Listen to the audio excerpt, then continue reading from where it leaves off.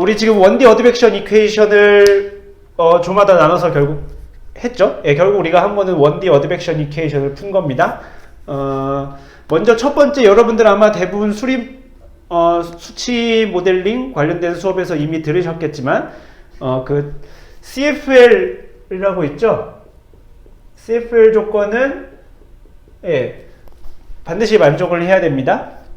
아마 여러분들이 이거를 신경을 써서 했는지 안 했는지 뭐 우연히 맞은 걸 수도 있고 그 어쩌다 보니 맞은 걸 수도 있고 뭐 아니면은 애초부터 우리가 고려사항을 해서 잘 맞췄을 수도 있겠지만 배웠죠? 이거 저기 수치 모델링 시간에 배웠을 거라고 믿습니다.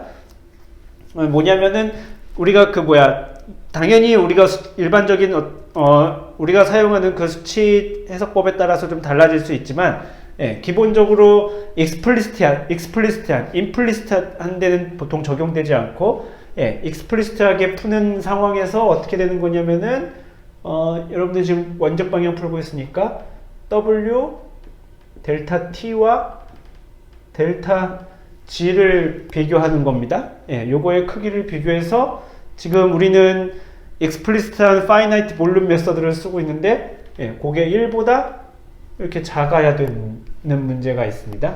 1보다 크게 되면은 unstable 가지고 타임 스텝 뭐 몇 개만 계산하면 갑자기 이렇게 인피니트하게 쭉 커지는 그러한 문제가 생깁니다. 뭐 자세한 거는 이 시간에 배울 건 이 시간의 목표는 그런 건 아니고 아마 뭐 수치 모델링 시간에 이렇게 뭐 안정도 분석 뭐 해가지고 아마 배울 겁니다. 이게 사실 뭐 다시 말하면 요 일은 적용하는 해석법에 따라서 다를 수 있습니다. 해석법에 따라 다릅니다. 가령 이그젠플로에서 포워드 오일러 메서드에서는 1이고 그 다음에 뭐 룬지쿠타 서드 오더에서는 저게 루트 3 정도쯤 되고 뭐 임플리시트 오일러 메서드에서는 무한대입니다. 뭐 대략 이렇습니다. 그러니까 생각해보면은 요게 요 상한선이 크면 클수록 좋겠죠. 그죠? 왜냐하면은 요 상한선이 클수록 생각보다 큰 W에 대해서 큰 델타 T를 잡을 수 있죠. 그죠? 우리가 보통 모델링을 할 때 델타 T를 줄이면 좋겠다고 생각을 하지만 델타 T를 줄이면 줄일수록 그만큼 계산량이 되게 많이 필요로 하죠. 그죠? 계산을 되게 많이 해야 돼요. 한 번 할 거 두 번 해야 되고 이런 문제가 생기죠. 그게 결코 좋은 일은 아니에요. 뭐 정확도를 우리가 어느 정도 담보할 수 있다면 델타 T가 크면 클수록 빨리 끝나니까 우선 좋죠. 결과가 나오고 나서 그 다음에 그 결과가 괜찮은지를 보기 위해서 이제 뭐 델타 T를 줄여나가는 작업을 하겠지만 일단 모델이 돌아가는 데에는 델타 T가 커도 돌아가는 게 당연히 좋습니다. 그 다음에 이제 델타 T를 줄여나가면서 델타 T가 클 때 어떤 문제가 있었나를 보는 게 좋습니다. 그렇기 때문에 이 상한선이 일단 큰 수치 해석법이 당연히 좋아요. 그리고 우리는 지금 요 W를 이미 일정한 값, 가령 예를 들면 1 이런 식으로 줬지만 여러분들이 실제로 우리가 리얼 케이스에서 우리가 모델을 푼다고 생각해보면은 뭐 얼마나 커질지 모르잖아요. 이게 W가 엄청 큰 값이 경우에 따라서 되게 큰 값이 될 수도 있는 건데 그거가 크더라도 요 상한선이 크면은 어느 정도 이게 안정성이 담보가 되겠죠. 그렇지 않으면은 W가 임의로 커졌을 때 저게 언스테이블해지는 무한대로 갑자기 값이 커져버리는 그런 문제가 발생할 수 있기 때문에 이게 크면 클수록 당연히 괜찮은 스키밍입니다. 그렇다고 해서 무조건 크면 되느냐? 그렇지는 않습니다. 클 때 이렇게 정확도가 당연히 담보가 돼야 됩니다. 뭐 이렇게 보면은 그럼 이게 제일 좋은 것 같잖아 라고 할 수 있잖아요. 근데 이게 무한대이긴 하지만 얘는 정확도가 그렇게 높지 않습니다. 오차가 되게 많아요. 오차가 되게 커요, 상대적으로. 그렇기 때문에 이게 크다고 마냥 좋은 건 아니지만 실제로 우리가 처음에 모델을 설계할 때 그런 거를 감안하셔야 됩니다. 아마 여러분들이 뭐 이걸 고려해서 델타 G와 델타 T와 W를 설계한 조도 있을 것이고 그냥 뭐 그런 거 신경 안 썼는데 우연히 요 범위 안에 들어온 경우도 있을 겁니다. 이런 거는 체크를 해보시면 되고, 요거는 간단한 거라서 그냥 먼저 이야기했고요. 그 다음에 어드벡션 이퀘이션을 푸는 데 있어서 몇 가지 중요한 이슈들이 있어요. 첫 번째는 이걸 우리가 positive definite라고 부릅니다. 이게 한국어로는 적절한 게 별로 없어요. positive definite가 있고 monotonic이 있습니다. 예. 어드벡션 이퀘이션을 푸는데 아까 여러분들이 그 finite difference 메서드로 풀었어요, FD 방법으로 풀었어요 라고 한 조에서 공통적으로 이야기한 게 뭐였었냐면은, 예, 처음에 이렇게 조건을 줬는데 시간이 지나고 나니, 예, 다다다다다다다, 예, 이거 이렇게 커지진 않지? 예, 여기서, 예, 파지티브 네거티브 왔다 갔다 하다가 뭐 어드벡션이 이렇게 커지진 않을 거고, 뭐 대충 뭐 요렇게 되는, 예, 이렇게 어드벡션이 되는 문제가 발생합니다. 그죠? 그 네거티브 밸류 났다는 쪽 요렇게 생긴 거죠? 맞나요? 아까 네거티브 밸류가 생겼어요. 그래서 그 두일신해 주었던 것 같은데, 맞나요? 그림 이거? 네, 이렇게 생겼다는 거죠. 예. 어드벡션을 우리가 계산을 할 때 어떤 스킴들은 이렇게 나타나는 경우가 있어요. 예. 양수만을 어드벡션 했는데 이렇게 네거티브 밸류가 생기는 거죠. 예. 생각해보면 여기서 그레디언트가 굉장히 일반적으로 여기서 그레디언트가 되게 크기 때문에 그레디언트가 크면 클수록 일단 잘 발생합니다. 예. 왜냐하면 FD라는 게 기본적으로, 예, 그레디언트 베이스죠. 그죠? 어드벡션이 그 경사도를 가지고 계산을 하는 거잖아요. 그렇기 때문에 그 그레디언트가 크면 클수록 이런 문제가 잘 나타납니다. 그러니까 스무스한 거를 그리면은 어드벡션 하는 것보다 이렇게 우리가 아까 그 아이디얼 케이스 했다는 것처럼 원 포인트에서 이렇게 값을 준 경우, 이렇게 되면은 아주 극단적으로 이게 파이나이트 디퍼런스 메소드로 했을 때 이런 현상이 매우 잘 나타납니다. 예. 어드벡션 스킴을 풀 때 우리가 고전적으로 이런 문제들이 발생을 했어요. 근데 아까도 얘기했지만 이게 별 문제가 없는 경우도 있어요. 예, 이렇게 돼도 괜찮은 경우가 있어요. 가령 예를 들면은 아까 얘기를 했지만 온도 같은 경우에 이거를 보통 그냥 온도 밸류를 보통 어드벡션 시키지 않고 평균하고, 예, 평균에서 뺀 요 값을 만든 다음에 얘만을 주로 어드벡션을 시켜요. 예, 보통의 모델들이 그렇게 계산합니다. 그러면 얘는 평균, 원래 그 값에서 평균을 뺀 거니까, 생각해보면 평균을 뺐으니까 애초부터 이 T'에 대한 공간 분포도를 그려보면은 예, 이렇게 됐겠죠. 예, 평균에서 뺀 거니까 파지티브도 있고 네거티브도 있겠죠. 그죠? 예, 그거를 어드벡션을 시키니까 파지티브가 네거티브 계속 어차피 번갈아가면서 나타날 거니까 네거티브가 나타나는 게 별 문제가 없어요. 예. 당연히 조금 오차라는 점에서 기분이 나쁠 수 있지만, 예, 기분이 나쁜 거지. 그렇게 생각해보면 수치적인 정확도 면에서 보면은 아주 그렇게 크리티컬한 문제는 아니에요. 그런데 이게 아까도 했지만 어디서 크리티컬해지냐면은 스칼라 어드벡션에서는 문제가 됩니다. 예. 어드벡션이 저러한 것도 있는데, 예, 스칼라 어드벡션에서는, 예, 이그젬플로, 예, QV, 그리고 당연히 클라우드와 관련된 거는 전부 다 QC, QR, QI 다 그렇습니다. 전부 다. QC는 클라우드 워터의 양이고, QR은 레인 워터의 양이고, QI는 아이스의 양입니다. 보통 약자를 이렇게 써요. 예, 클라우드 워터, 레인 워터의 차이는 이건 작은 물방울, 이건 큰 물방울. 예, 나누는 게 좀 애매할 어디부터 클라우드가 어디부터 레인이냐 그럴 수 있지만, 예, 그거는 나중에 얘기하기로 하고, 일단 아주 대충 클라우드는 안 내려오는 거, 레인은 내려오는 거. 예, 그렇게 나눌 수 있겠죠. 예, 이 아이는 아이스, 기타 등등등. 얘네들 다 스칼라죠. 그뿐인가요? 요즘 여러분들 중에 뭐 대기 화학 모델, 뭐 CMAC이라든지 이런 거 혹시 하시는 분 있나요? 거기 보면은 거기서 다루는 모든 물질이 다 스칼라죠. 생각해 보면은 대기 화학 같은 데서 다루는 물질들, 뭐 낙스, 예, 뭐 PM, 예, 뭐 SO2, 뭐 예, CO 이런 것들 사실 전부 다 스칼라입니다. 이 스칼라들은 문제가 되는 게 네거티브가 값이 있을 리가 없죠. 예, 스칼라가 네거티브라니, 예, CO가 마이너스 값을 얼마를 가질 리가 없잖아요. 예, 그렇기 때문에 이 스칼라 어드벡션을 이런 걸로 풀면은 문제가 생겨요. 물리적이지 않기 때문에.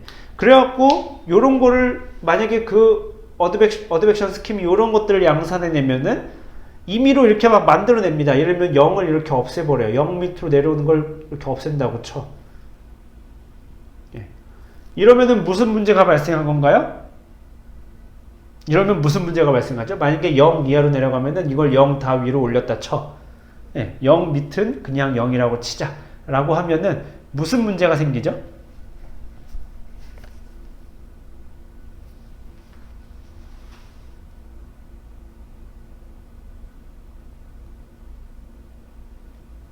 무슨 문제가 생길까요?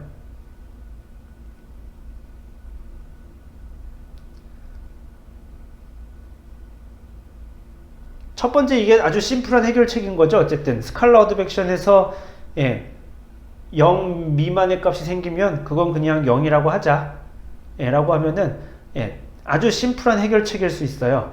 예, 그런데 이렇게 하면은 문제가 생겨요. 무슨 문제일까요? 목소리로 말씀하시는 분이 있을 수 있을 것 같은데, 예, 제가 목소리를 못 듣고, 예, 양수값 또 그레디언트가 커지죠. 그죠? 일단은 또 그레디언트가 커져요? 그러면은 계속 어차피 다음 스텝에서 또 네거티브가 또 생기죠? 그러면은 또 그건 제로로 만들어버리겠죠? 그러니까 그런 걸 계속 반복하는 거예요. 네거티브가 나타날 때마다 계속 제로로 만들어주는 작업을 해요. 자, 그렇죠. 질량 보존. 그게 답이에요. 질량이 계속 커지죠. 예, 마이너스 0.1인데 그걸 0으로 만들어 버렸으니 질량이 커지는 거죠. 그죠? 예, 질량 값이 계속 커지는 문제가 발생을 해요. 질량 보존이 가뜩이나 아까 얘기했지만 이런 스킴들이 기본적으로 질량 보존이라든지 이런 것들 염두에 두고 있지 않은 스킴이에요. 여러분들 파이나이트 디퍼런스 코드 짜봤다는 조가 있을 텐데, 예, 반드시 한번 체크해 보세요. 내가 짠 파이나이트 디퍼런스 코드가 제대로 질량 보존을 하고 있는지. 물론 예, 웬만큼 맞아요. 아주 터무니없이 안 맞진 않아요. 예, 뭐 틀려봐야 1% 미만일 거예요. 예, 그런 것들이 근데 누적이 되죠. 자꾸 계속. 예, 누적이 되고 그 1% 정도가 되는 게 민감해질 수도 있고, 예, 그러면 안 되는 상황일 수도 있고, 그 다음에 아까 얘기했던 것처럼 이걸 계속 위로 쳐올리는 과정에서 예, 질량이 계속 조금씩 증가하는 그런 문제가 발생을 합니다. 예. 그러니까 어드벡션 스킴으로서는 되게 좋지 않죠. 이렇게 네거티브 밸류를 만드는 게 어드벡션 스킴으로서는 매우 좋지 않은 스킴입니다. 그래서 예, 사람들이 이제 고민을 하는 겁니다. 어떤 어드벡션 스킴을 우리가 어떻게 잘 짜면은 네거티브 밸류 없이, 예, 네거티브 밸류 없이 얘를 그대로라는 말은 좀 어폐가 있고, 얘를 이동할 때 이런 네거티브 밸류가 나타나지 않게 할 수 있는 방법이 있을까? 예, 를 사람들이 연구를 했고, 예, 그래서 그런 것들을 수학적으로 만족시키는 스킴들이 있어요. 예, 수학적으로 이렇게 막 증명을 하면은 얘는 절대 네거티브가 될 수 없어 라고 하는 것들이 있어요. 그게 바로 그런 스킴들을 가리켜서 우리가 파지티브 데피니트 스킴이라고 부릅니다. 예, 파지티브 데피니트가 그 뜻이에요. 이게 데피니트니까 뭐 대충 반드시 뭐 그런 뜻이겠죠? 예, definitely. 예, 분명히 뭐 definite가 뭐 분명히 뭐 그런 뜻이니까, 예, 파지티브 데피니트라고 부르면은, 예, 분명히 양수가 보장되는, 그러니까 양수임이 보장되는, 개런티 되는, 예, 그런 스킴을 가리켜서 우리가 파지티브 데피니트라고 부릅니다. 예. 우리가 수업 시간에 지난번에 얘기했던 1차 파이나이트 볼륨 메서드, 예, 파지티브 데피니트 스킴입니다. 예, 생각해보면 수학적으로 아주 쉽게 증명할 수 있어요. 뭐 임의의 그리드가 이렇게 있고, 예, 이렇게 있는 건데, 예, 뭐 여기도 이렇게 있다 칩시다. 예, 요 스킴에서 생각해보면은 예, 들어오고 나가는 건데, 예, 들어오고 나가는 건데, 아까 했던 CFL 조건만 만족시킨다면은 CFL 조건을 만족시키는 한 여기서 지금 요 컨센트레이션, 요 지점에서의 컨센트레이션을 C라고 하면은 예, 다음 스텝에서 C'은 대충 예, 아주 대충 C에다가 예, 인플럭스를 더하고 예, 아웃플럭스를 빼면 되죠. 예, 나가는 걸 빼고 들어오는 걸 더하는 거죠. 이렇게 들어오는 거 더하고 예, 나가는 거 빼면 되는 거죠. 예, 그런데 요 나가는 게 생각해 보면은 예, C에다가 대충 예, 아주 대충이에요. 어떻게 나갔었냐면은 예, W 델타 T 분의 델타 G 정도쯤에서 나갔었죠. 예, 요만큼 되는 분량이 나갔었단 말이에요. 그러니까 요 정도 되는 분량이 나갔었죠. 이렇게 빠져나가는 개략적으로 그런 스킴이었었죠. 예, 그렇기 때문에 절대 우리가 CFL 조건을 만족하는 한 얘가 얘보다 커질 수가 없죠. 원래 C보다. 그죠? 그러니까 예, 더하는 건 어차피 파지티브니까 상관이 없고 이게 설령 없다고 하더라도 더하는 게 없다고 하더라도 이 나가는 게 얘보다 커질 수 없기 때문에 그 셀에서는 계속 양수가 유지가 되겠죠. 예. 무슨 말인지 이해가 되시나요? 아주 간단하게 우리가 수학적으로 이야기해 줄 수 있어요. 예. 1차 파이나이트 볼륨 메서드는 예. 수학적으로 파지티브 데피니트예요. 예. 그러니까 어드벡션 스킴으로 좋죠. 예. 일단 어드벡션 스킴으로서 만족해야 하는 예. 그런 조건들을 잘 만족하는 겁니다. 자, 요 내용에 대해서 궁금한 예, 질문 있으면 언제든지 하세요. 예, 중간에 얼마든지 채팅창에다 올리면 우리가 예, 얼굴 보고 수업을 안 하고 있는데 이런 거라도 해야지. 예, 인터넷 강의? 예, 인터넷 강의인지 잘 모르겠지만 아무튼 예, 우리가 이렇게 얼굴을 마주보지 않고 하는 수업이 물론 단점이 되게 많지만 예, 얼마든지 요 중간에 이렇게 채팅창에다가 질문을 올릴 수 있는 게 장점 중에 하나니까 우리가 장점을 좀 잘 활용해 봅시다. 자, 모노토닉은 뭐냐면은 이게 조금 더 강력한 이야기예요. 예, 모노토닉은 어떤 스킴이 모노토닉이다라고 하려면 어떻게 해야 되냐면은 새로운 극값이 등장하면 안 돼요.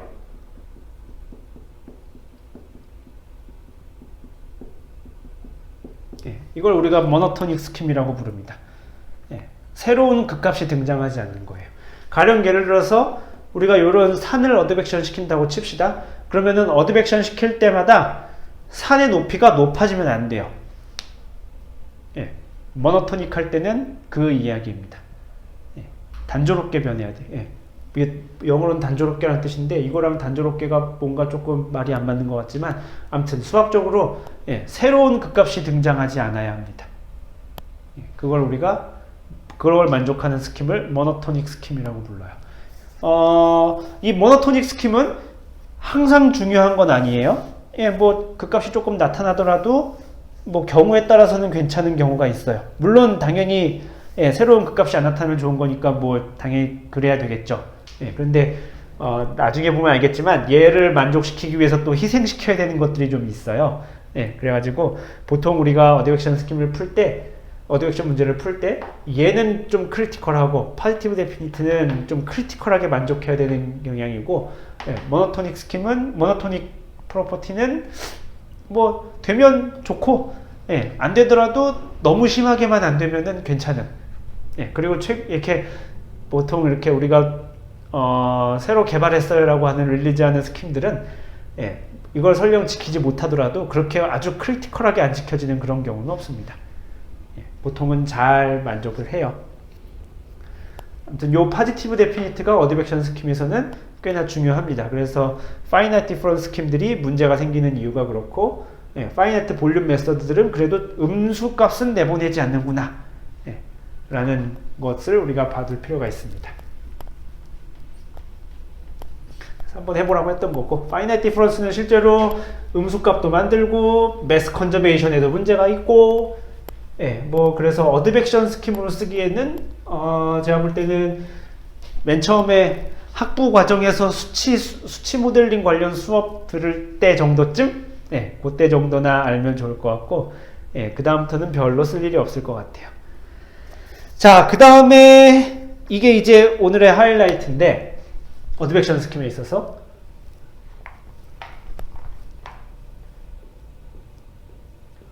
이거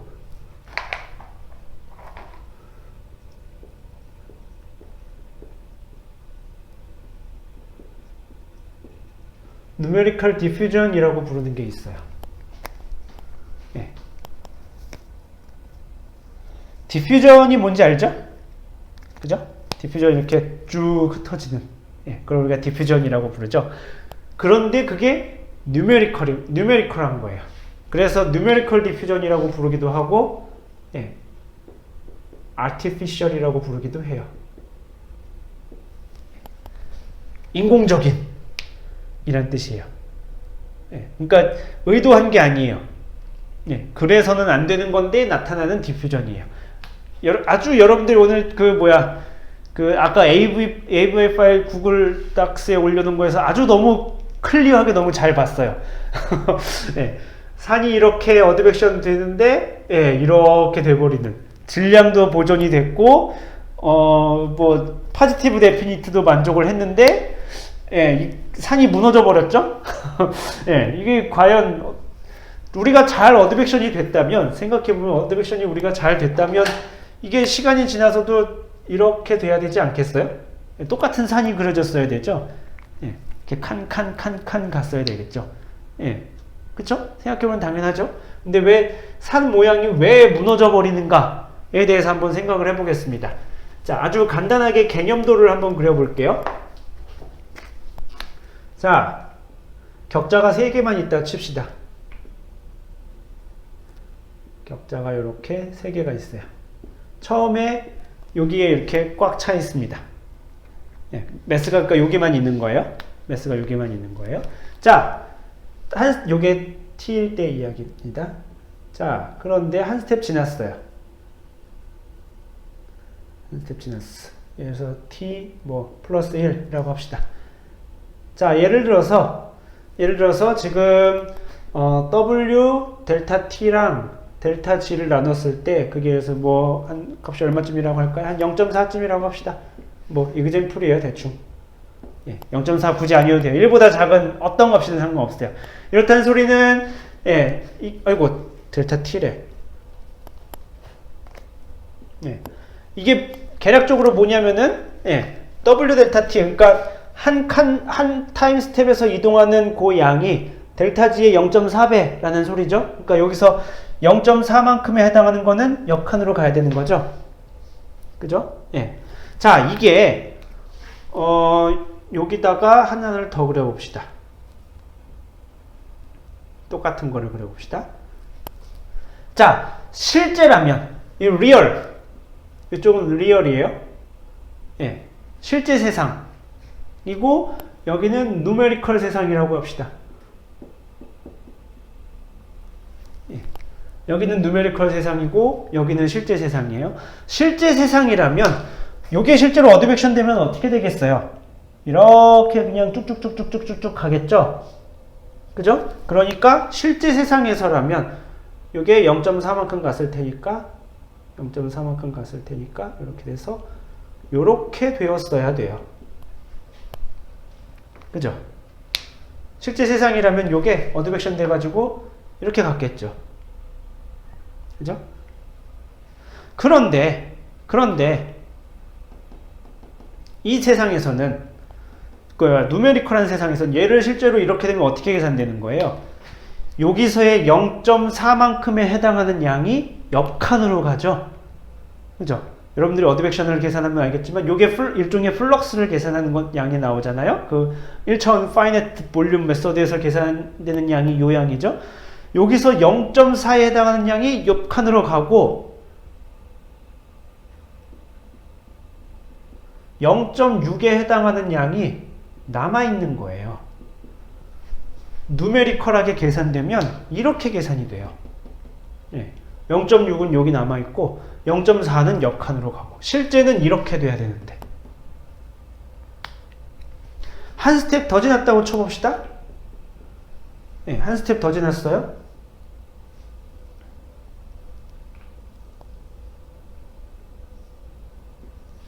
누메리컬 세상, 리얼 세상.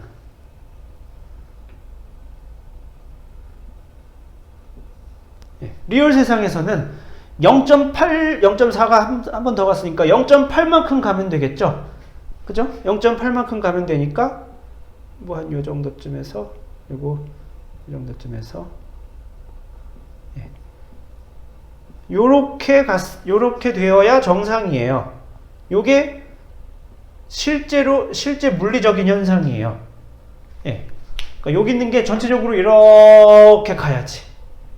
그죠? 여기 있는 게 요렇게 가서 여기만큼, 이게 첫 번째 스텝에서 요만큼, 그 다음 스텝에서 요만큼 가야 정상인데, 이거를 누메리컬하게 풀어보면 이번에는 어떻게 됐냐면 여기 거의 0.4가 여기 옆칸으로 가는 거예요. 그러면은 0.4가 있었고 거기 0.4에 0.4가 가는 거니까 0.16 대충 요만큼 이렇게 가는 거겠죠. 예. 그러면은 그 다음에는 여기 0.4가 있었는데 0.4는 옆으로 보내고 0.6이 남아 있으니까 0.24가 될 것이고, 여기 0.6에서 0.4가 또 오죠? 그러니까 0.48쯤 되겠죠? 반 나눠서 여기 지금 그래서 0.16 양이 있고 0.48이 있을 거고, 예. 그 다음에 0.6에 0.6이 그대로 남았으니까 0.36이 여기에 아직도 여전히 남아있게 됩니다. 합쳐보면은 6, 8, 6 더해서 20, 1, 2, 3, 4 더하니까 1이에요. 예. 실제로 모델을 풀면 이렇게 되는 거예요. 이 1D finite volume 메서드로 풀면 이렇게 돼요. 이렇게 돼야 되는데, 이게 그래서 이렇게 되는 현상을 가리켜서 우리가 numerical diffusion이라고 불러요. 디퓨즈 돼버렸죠? 예, 지금 여기 이렇게 모여 있어야 되는데 실제로 이렇게 퍼져 버렸죠. 예.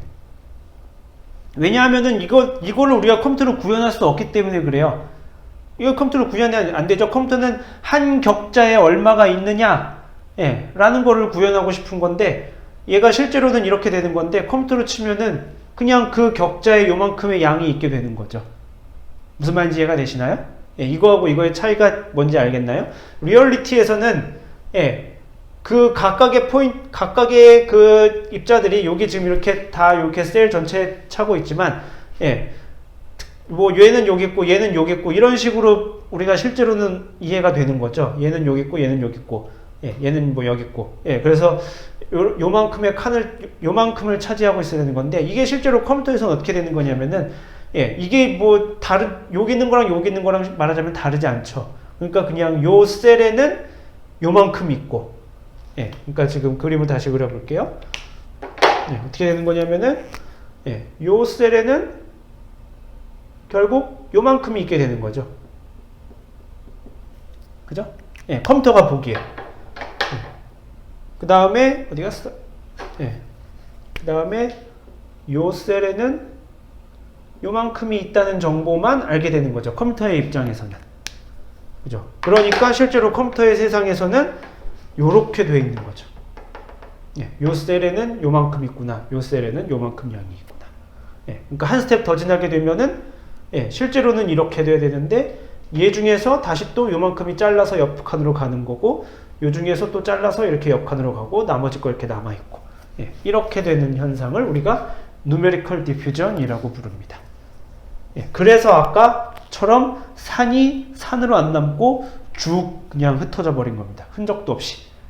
아까 뭐 동영상 겨우 8초짜리 동영상이던데, 예, 물론 당연히 모델에선 8초보다 더 긴 시간이 지났죠. 예, 아까 한 타임스텝 몇 초더라? 뭐 10초였었나? 그랬던 것 같은데, 여튼 쭉 흩어져 버리는 그런 문제가 발생을 합니다.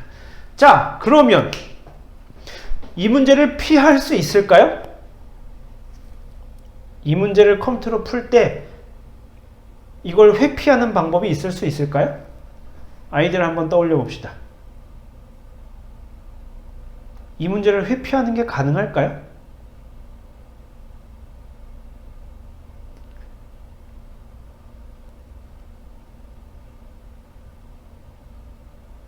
생각하고 있는 중인 거죠.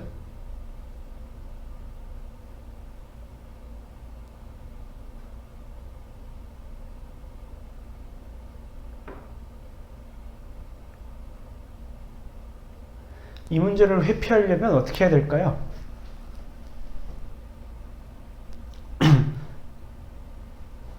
일단 한번 또 그렇게 생각을 해보면 회피하는 게 가능할까? 네. 일단 그건 확실하죠. 이렇게는 죽어도 안 되는구나. 네. 컴퓨터로 계산할 때 이거랑 똑같이는 죽었다 깨어나도 안 되는 거죠. 이게 격자에 걸쳐 있는 이게 말이 되겠어요? 예, 이거는 죽어도 안 되는 양이에요. 그러니까 단만 이야기하면 그래서 근본적으로는 회피가 불가능하긴 해요.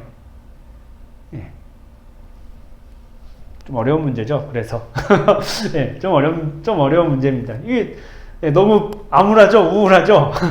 이게 모델로 생각했을 때 얘하고 얘를 우리가 따로 분리해서 그러니까 요 안에 있는 거를 우리가 인포메이션을 따로 줄 수가 없기 때문에 예, 이렇게 이거랑을 구별할 수가 없다는 소리예요.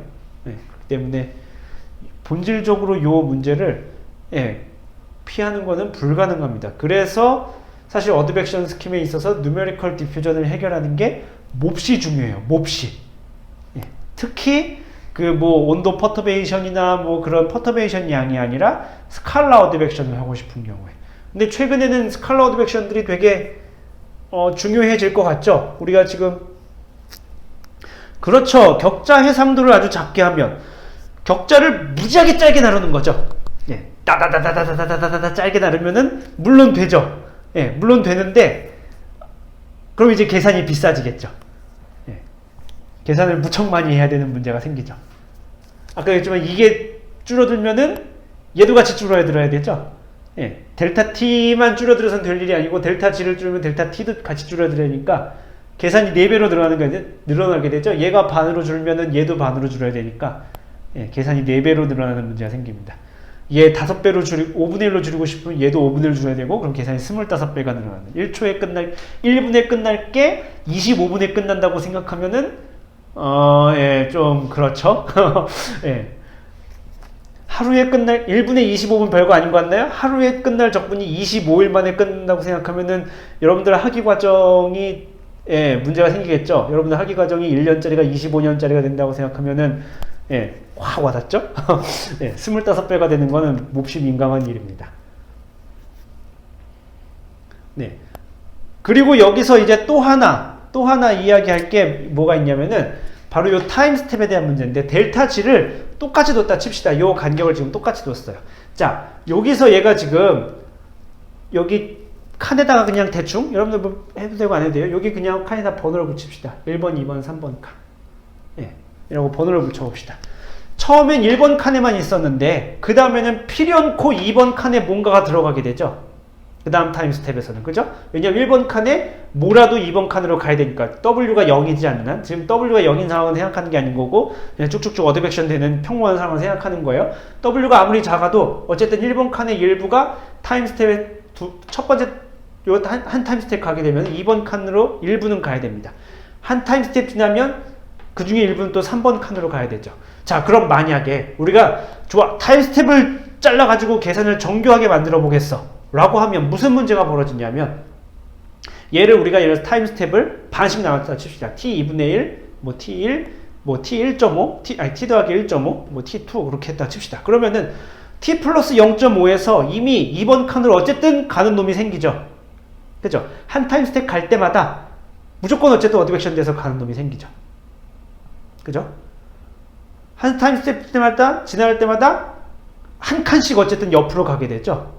그죠? 아주 작은 양이라도 어쨌든 한 칸 옆으로 가는 놈들이 생겨나게 되죠. 예, 그 중에 요 양에 비례해서 일부가 가야 되니까. 그죠? 그러면은 만약에 타임 스텝을 우리가 반으로 쪼개서 얘는 지금 2 타임 스텝 만에 갔는데 우리 이걸 4 타임 스텝 만에 가게 되면 4 스텝 만에 가게 되면 똑같은 시간 만에 어떻게 되는 거냐면은 여기 4번 칸, 5번 칸에도 뭔가 존재하게 되는 거죠. 그죠? 한 칸 갈 때마다, 한 타임 스택 지날 때마다 공간적으로 한 칸씩 뭔가 조금 아큐파이가 될 테니까, 예. 하나, 둘, 셋, 네 칸. 그러니까 누메리컬 디퓨전은 더 크게 나타나게 되죠. 타임스텝을 줄이면 우리가 일반적으로 계산이 정확해진다고 믿는데, 실제로 우리가 정확도를 따지면은 아마 정확할지도 몰라요. 예. 그러니까 여기서 말하는 정확도라는 거는, 예. 예를 들면은 요거를 우리가 참값이라고 쳤을 때, 요게 이제 리얼 밸류겠죠? 요 리얼 밸류랑 비교해서 우리가 오차를 따지면은 아마도 타임 스텝을 줄이면은 오차는 줄어들지도 몰라요. 오차는 줄어들겠지만 누메리컬 디퓨전은 더 크게 나타나게 됩니다. 예. 더 멀리서 관측되지 않아야 될 놈이 관측되는 거죠. 예. 그래서 타임 스텝을 줄이는 것이 오히려 문제를 나쁘게 만듭니다. 아, 이런 말도 안 되는 일이. 우리가 보통 수치 모델을 만들 때, 수치 모델을 배울 때 되게 금과 업조처럼 배우는 건데, 타임 스텝을 줄이면 모델이 정확해진다. 라고 믿는 건데, 이런 문제가 있으면, 아니네? 가 되는 겁니다. 타임 스텝을 줄이면 문제가 나빠집니다. 안 좋죠.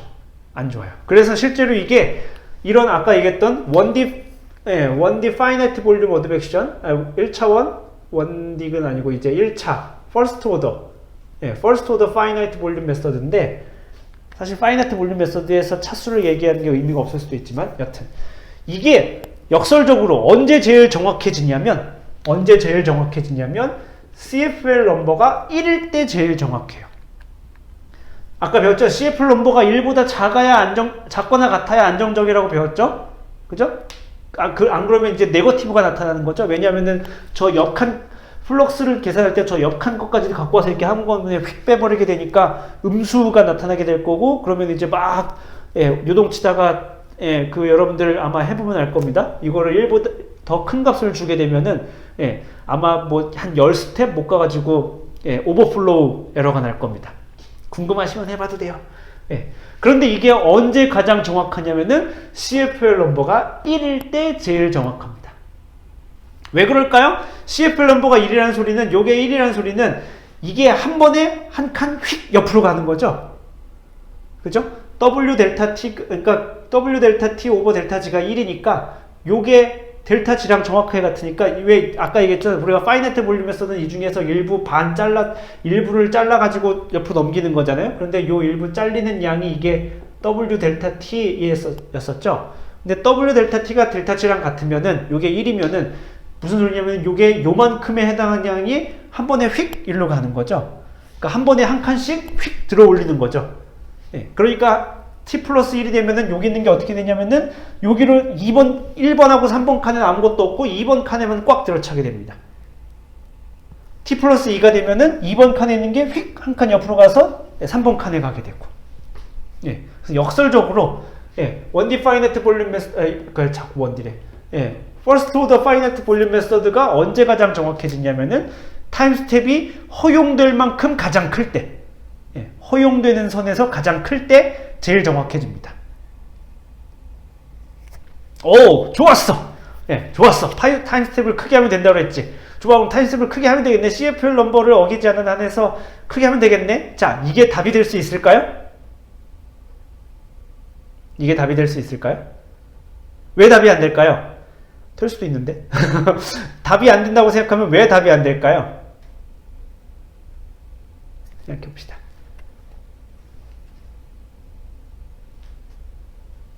이렇게 하면 왜 안 될까요?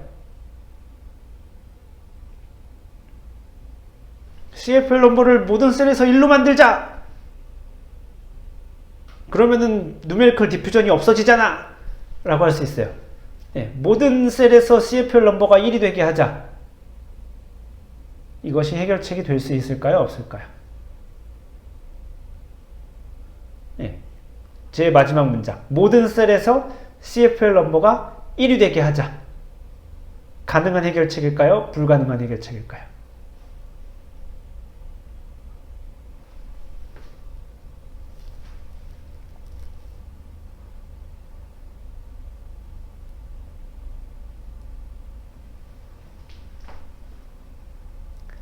그렇죠. 예, 그게 문제예요.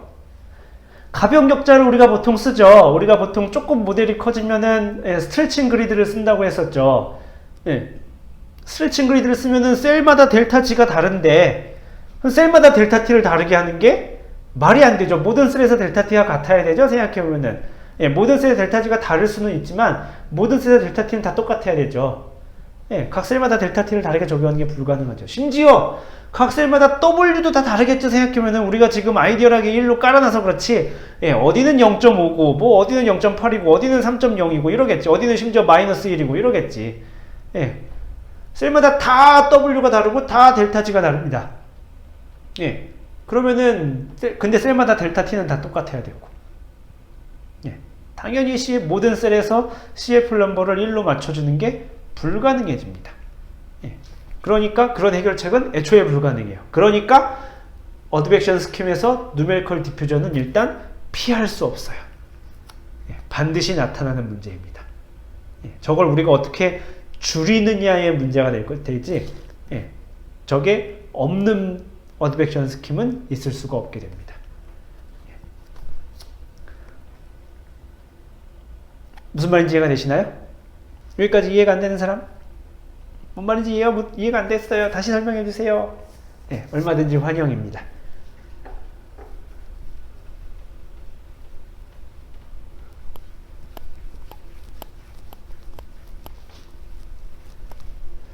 여러분이 지금 공들여서 만든 어드벡션 스킴 일주일 동안 되게 나름 열심히 노력을 했겠죠.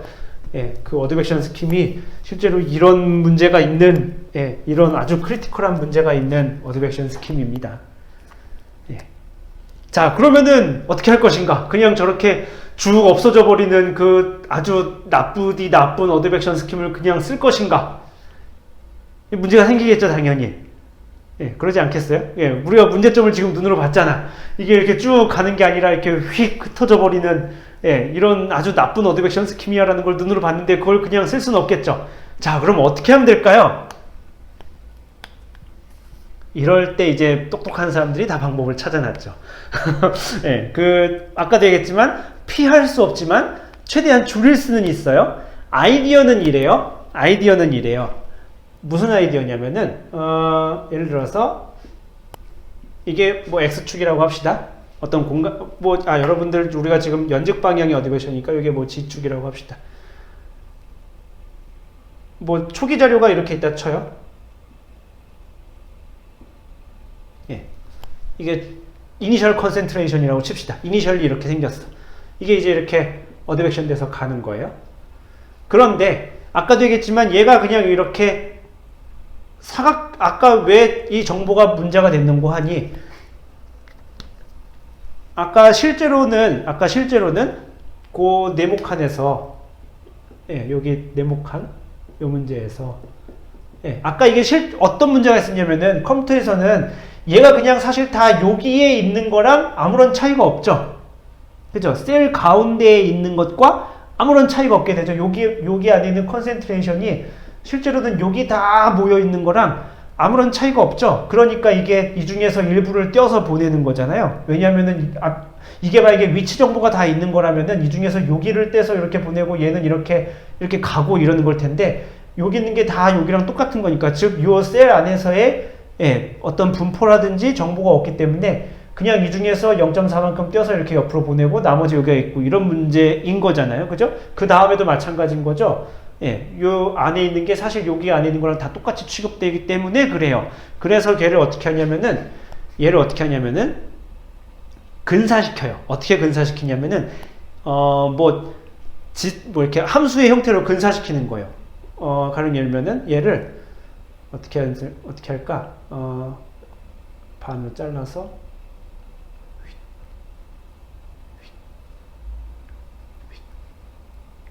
요런 식이 되게 요런 2차 함수 다항함수의 모양이 될 거라고 우리가 여기가 조금 이러면 좀 곤란한데 개념적으로 조금 위로 올라가겠다.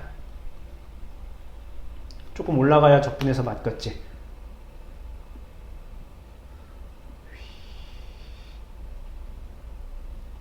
그리고 여기도 이렇게. 예.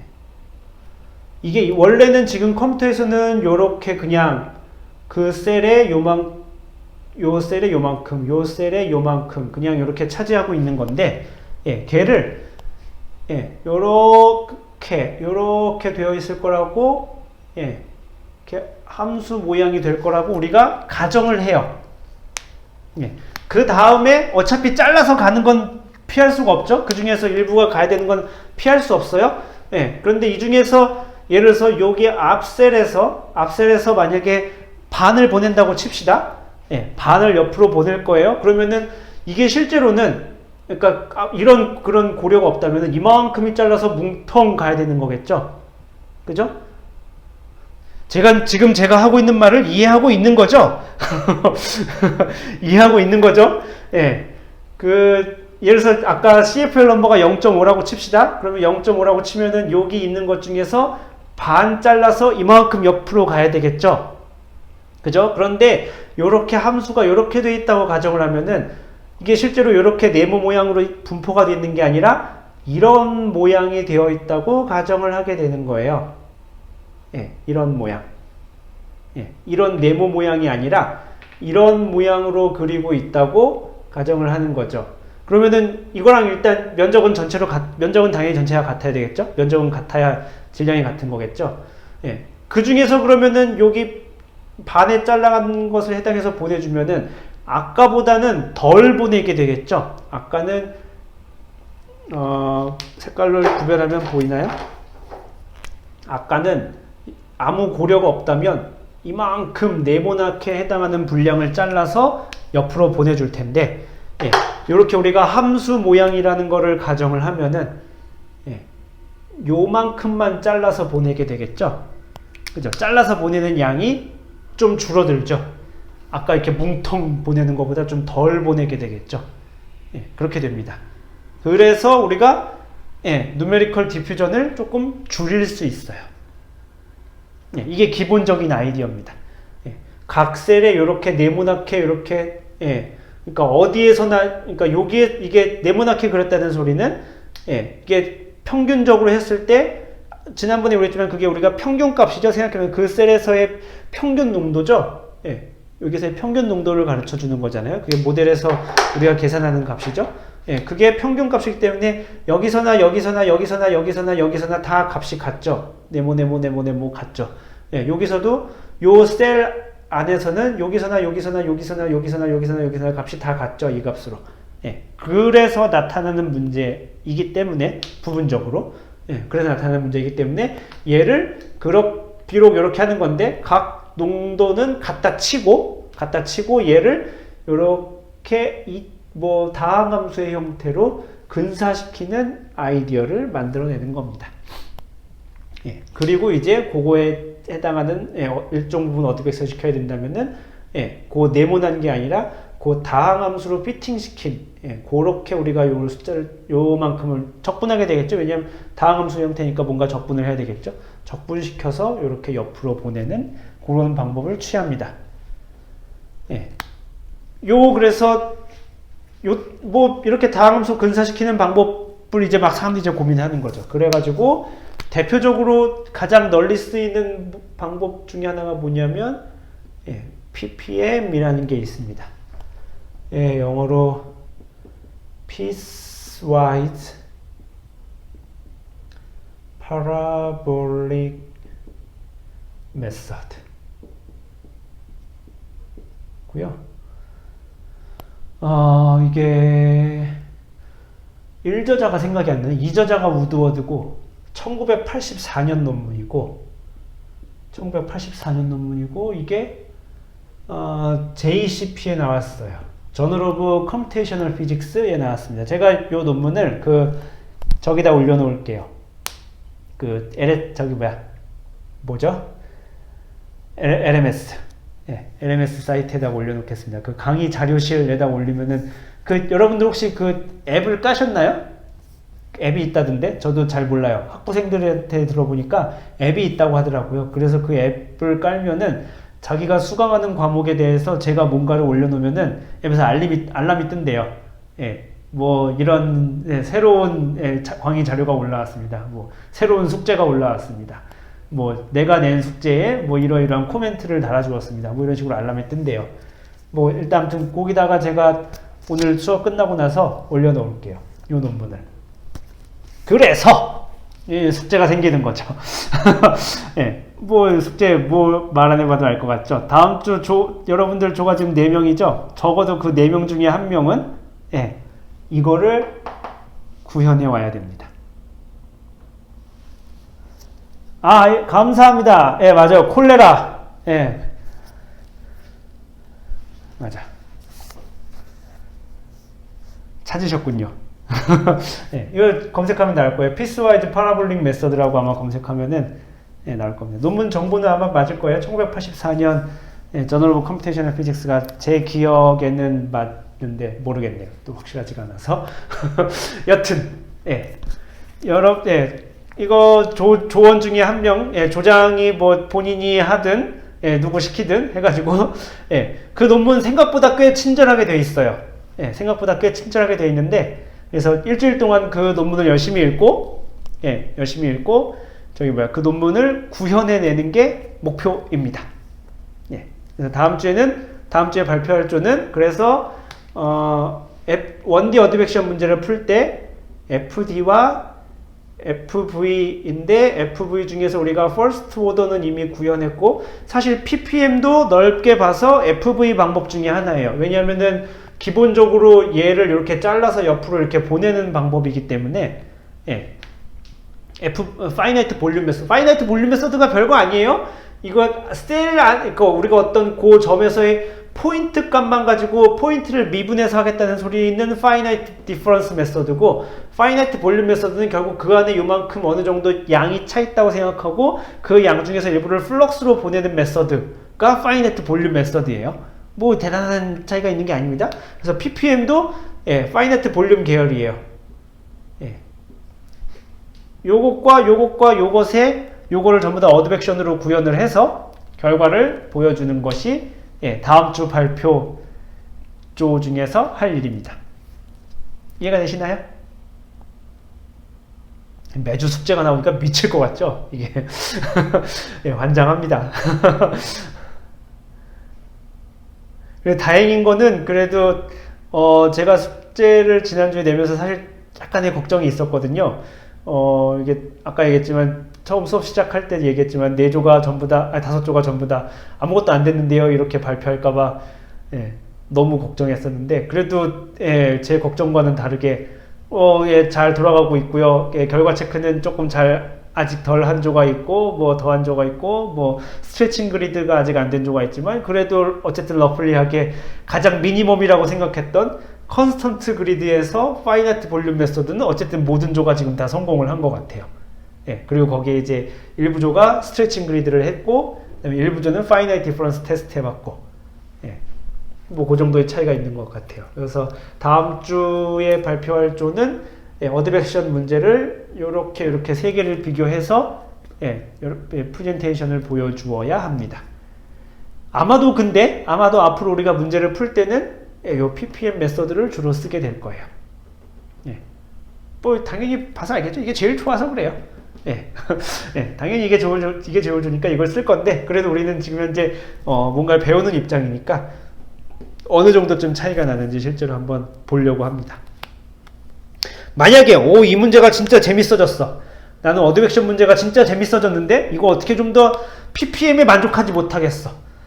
PPM에 만족하지 못하겠어. 좀 더 정확했으면 좋겠어. 라고 한다면 참고자료로 PSM이라고 부르는 것도 있어요. 이 S는 제가 지금 약자가 생각이 안 나요. 이것도 피스와이즈 무슨 약자인데, 이 검색하면 나오긴 해요. PSM 어드백션 이렇게 검색하면 나올 겁니다.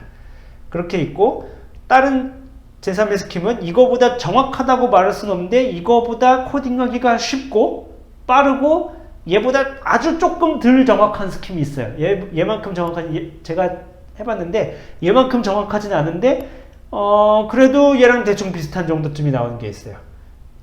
이거는 이름이 안 붙어 있고, 논문의 저자가 보트라고 부르는 사람이고, 안드레아 보트고, 이 사람이 논문 쓴 게 많은데 1988년 논문이고 제스에 나왔습니다.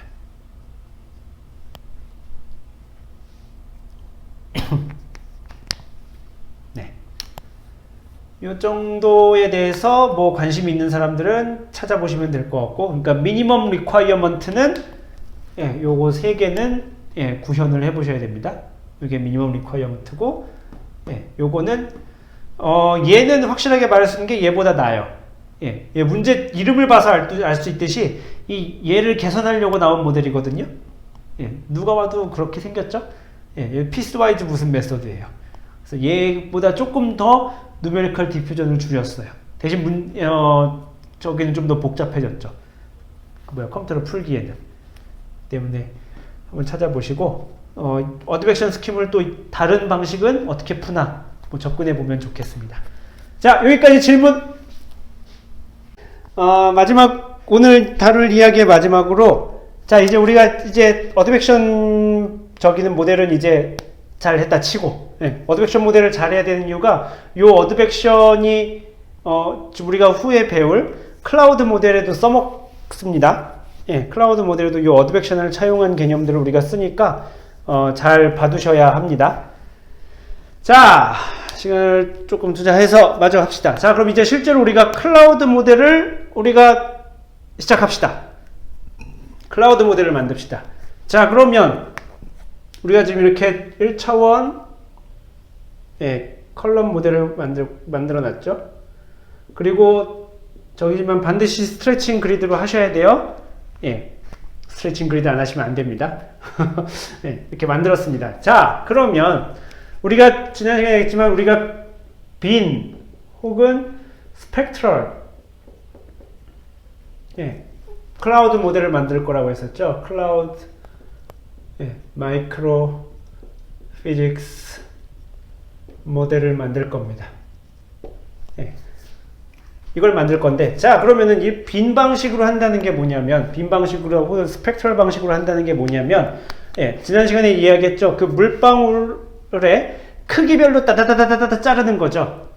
물방울을 크기별로 자르는 겁니다. 몇 마이크론짜리는 몇 개, 몇 마이크론짜리는 몇 개, 몇 마이크론짜리 몇 개, 몇 마이크론짜리 몇 개, 이렇게 다 잘라내는 겁니다. 자, 그러니까 예를 들어서 그거를 우리가 뭐 변수 이름을 뭐 CONC라고 할까요? 그 각 수농도라고 해봅시다. 요 수농도의 배열은 어떻게 돼야 될 거냐면은 일단 차원마다 수농도 값이 다 있어야 돼. 각 칸마다 셀마다 수농도가 다 있어야 되겠죠. 여러분들 그 3차원 일반적인 모델 생각해 보면 돼요. 3차원 모델 생각해보면은 XYZ마다 각 포인트에서의 수농도가 다 있죠.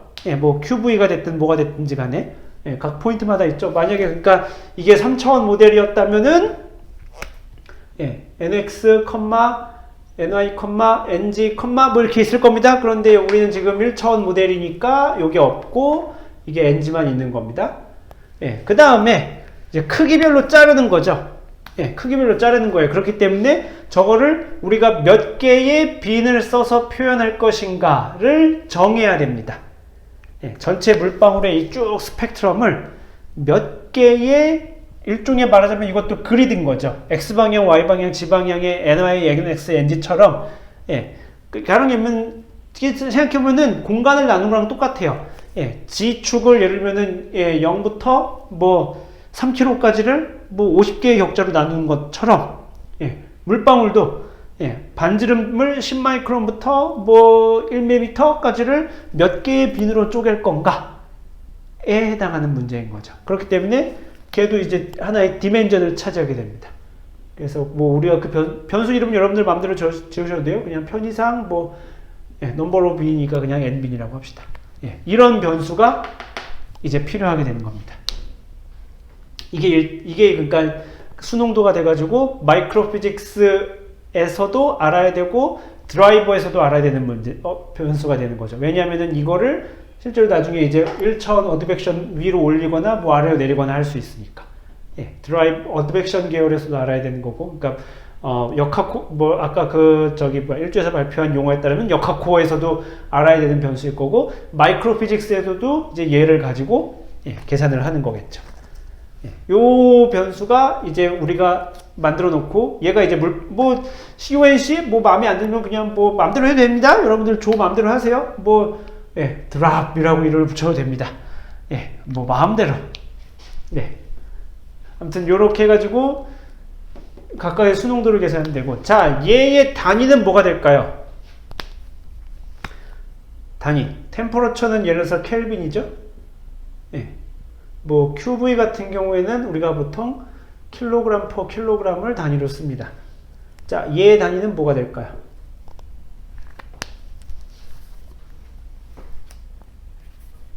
단위.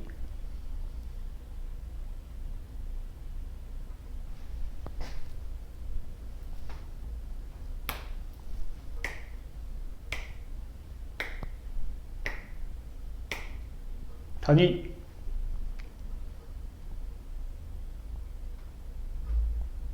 누군가 말을 해야 넘어가요. 단위 부피에 대한 수량, 뭐 말하자면은 그런 거겠죠. 파트 퍼 큐빅미터 이야기한 거겠죠. 또 다른 의견.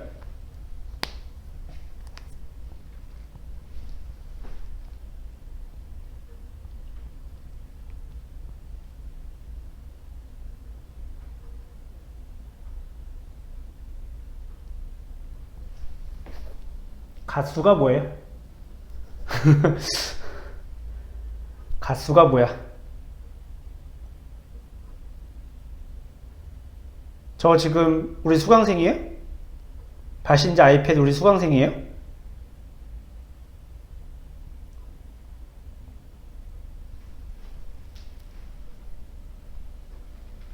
무차원.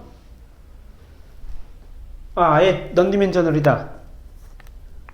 개수 퍼 제곱, 개수 퍼 제곱 뭐, 예, 제곱 뭐, 예, 제곱 길이, 뭐, 예, 무차원. 얘가 말하자면 QV가 뭐 마치 무차원처럼 보이긴 하죠. 이게 단위 약분시켜버리면은 없애져 버리니까. 근데 뭐 QV가 이런 변수를 가지고 무차원이라고 말하는 사람은 사실 아무도 없어요. 예, 이렇게 되면은 보통, 예, 이건 앞에 있는 킬로그램은 수증기 양이고 뒤에 있는 킬로그램은 공기 양이죠. 예, 그래서 실제로 이거를, 예, 뭐 약분하면 무차원이긴 하지만 무차원이라고 말하는 사람은 없긴 합니다. 또 다른 의견 없나요?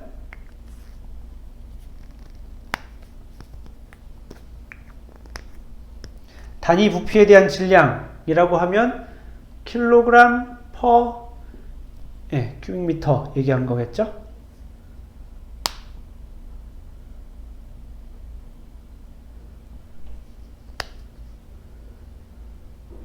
답은 몰. 오, 신박한데? 몰이니까 일단 개수겠죠? 쟤도 그러니까 몰이니까, 예, 개수겠죠? 그죠? 몰은 6.02 곱하기 12 입산선 곱하면 개수가 나오는 거니까.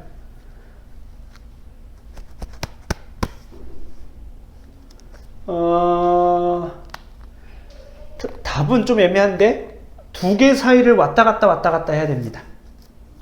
예, 뭘 사이를 왔다 갔다 해야 되냐면은 파트 퍼 킬로그램과 파트 퍼 큐빅미터를 서로 왔다 갔다 해야 돼요. 예.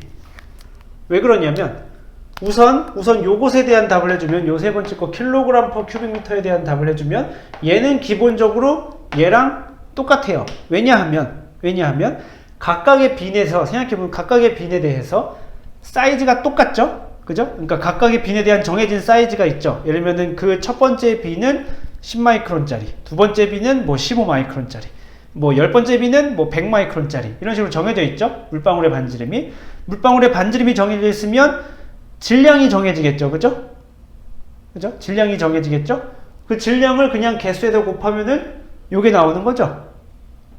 그죠? 그렇기 때문에 얘하고 얘는 일단 기본적으로 동등한 단위입니다. 얘하고 얘는 기본적으로 그렇게 크게 차이가 없는 단위예요. 개수를 세면은, 그러니까 말하자면 그 여러분들 중학교 때 배웠던 히스토그램 지금 하는 거예요. 빈 스펙트럴 이름 되게 거창해서 그렇지 히스토그램 하는 거예요. 10에서 15 마이크론짜리가 몇 개, 15에서 뭐 20 마이크론짜리가 몇 개, 뭐 점점점 뭐 100에서 뭐 200 마이크론짜리가 몇 개, 또 점점점 이렇게 범위를 주로 섹션으로 나눠 놓고 그 다음에 얘네들 질량 다 합할 때 어떻게 했나요? 생각해보면 여기 중간값 취했었죠? 기억나나요? 뭐 평균 같은 거 계산할 때 여기 중간값 취했었죠? 얘네들 다 12.5 마이크론으로 치고 얘는 17.5 마이크론으로 치고 얘는 150 마이크론으로 쳐가지고 이렇게 곱해가지고 전체 개수로 나누면은 평균 반지름 나오잖아요. 그죠? 우리가 중학교 때 배웠던 거예요. 초등학교 때 배웠던, 중학교 때 배웠나 그런 거예요. 그러니까 지금 말하자면 요 빈 모델은 전체 레인지를 이렇게 구간으로 나누는 거예요. 구간으로 나눠놓고 각 구간에 대해서 개수가 몇 개인지 세보자 하는 거예요. 말하자면 히스토그램을 만드는 거죠. 그러니까 전체 개수를, 그 각 빈에 해당하는 개수를 알면은 질량은 바로 나오는 겁니다. 자, 왜 여기 사이를 왔다 갔다 해야 되냐면 어드벡션 문제를 풀 때는 얘여야 돼요.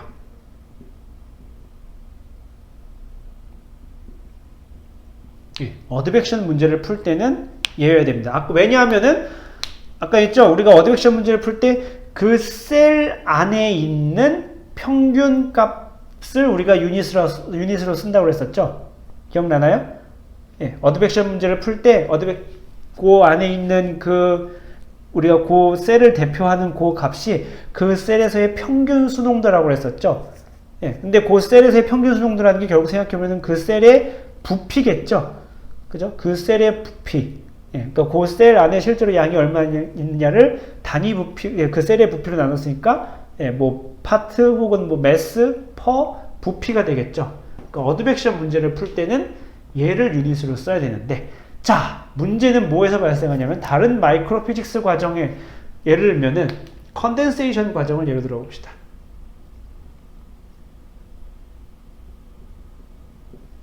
자, 컨덴세이션 과정을 예를 들면 컨덴세이션이라는 게 응결 과정이에요. 자, 응결하면 온도가 변하죠. 그죠?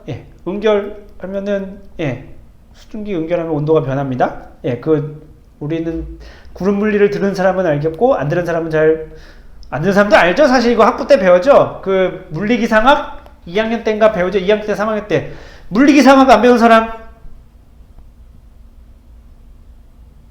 용감하게 손을 드셔야 됩니다. 저 안 배웠는데요? 라고 하셔도 돼요. 물리기상학 안 배운 사람? 다 배웠나요?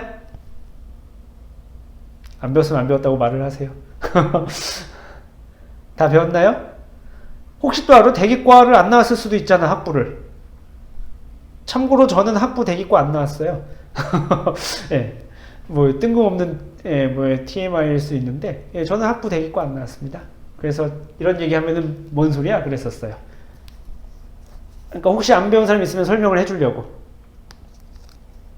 수증기가 응결하면서 뭐 이렇게 잡열을 방출하고 뭐 그렇게 되죠. 수증기가 응결하면서 잡열을 방출하면서 온도가 따뜻해지죠. 이 컨덴세이션 과정이 일어나면 히팅이 됩니다. 자, 온도가 변하면 부피가 변하죠. 그죠? 알고 있죠? 뭐 PV는 nRT 뭐 이런 거 배웠을 겁니다.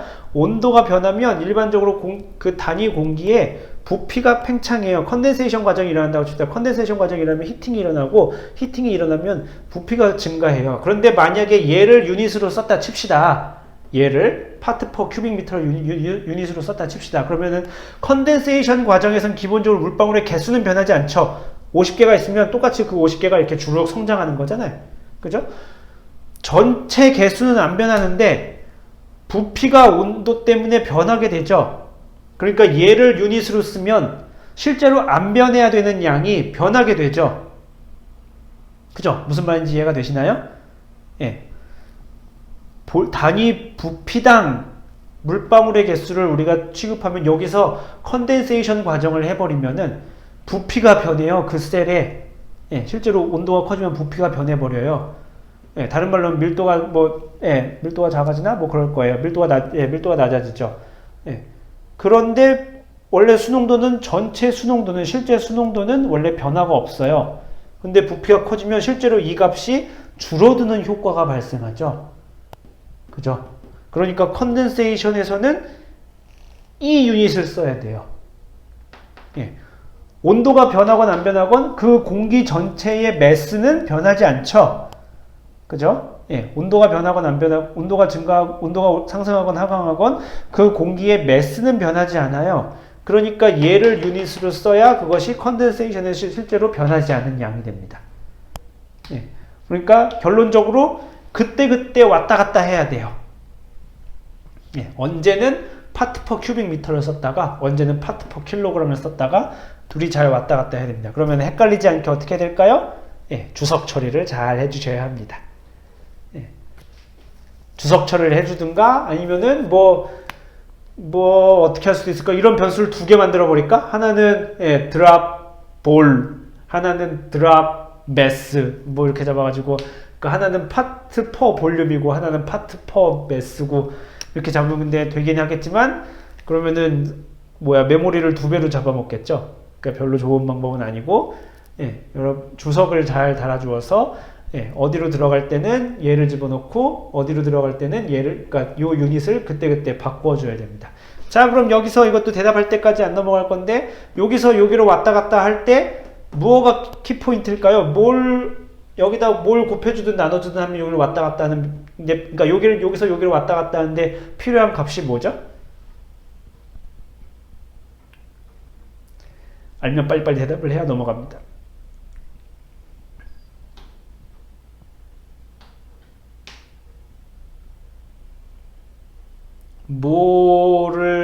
어떤 값을 이용해야 여기와 여기 사이를 왔다 갔다 할 수 있게 될까요?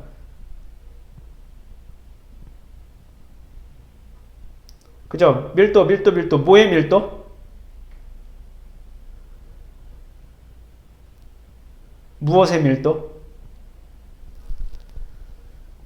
뭔가 밀도스럽죠? 킬로그램이고, 예, 볼륨이니까. 예. 그죠? 공기.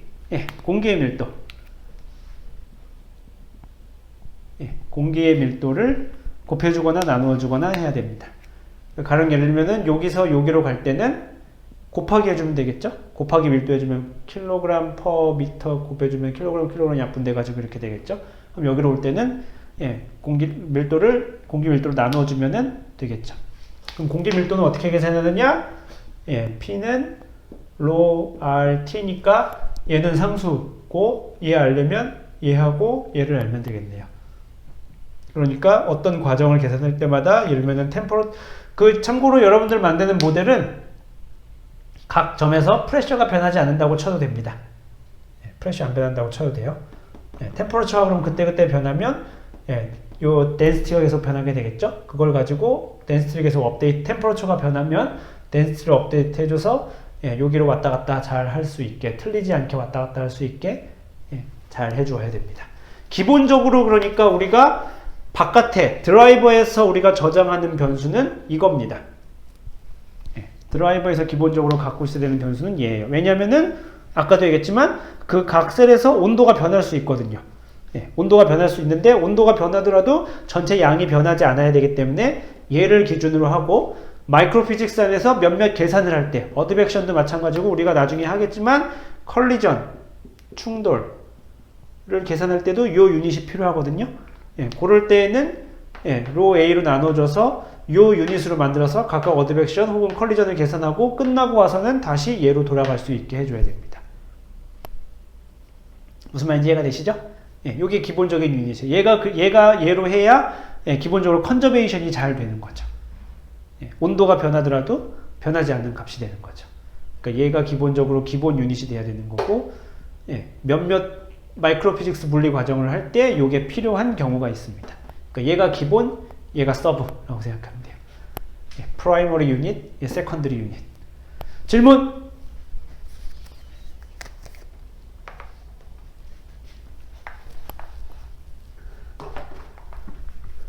여러분들 질문이 너무 없는데?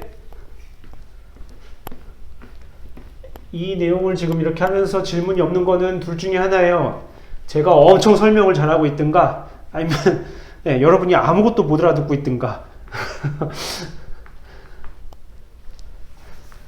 부디 후자가 아니길 바라는 건데 좀 불안한데?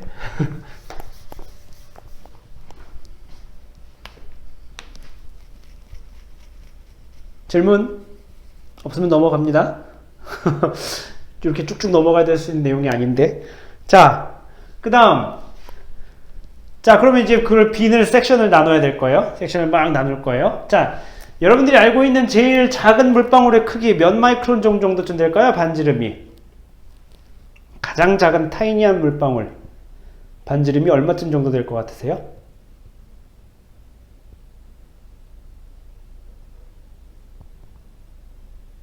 암만 작아도 요거보단 크겠지 하는 크기. 찍는 거죠, 이러면. 100마이크론. 또 찍어봅시다. 집단지성을 발휘해서 한번 평균을 내볼까요? 네, 100마이크론 나왔습니다. 제일 작은 물방울의 크기 어느 정도쯤 될까요?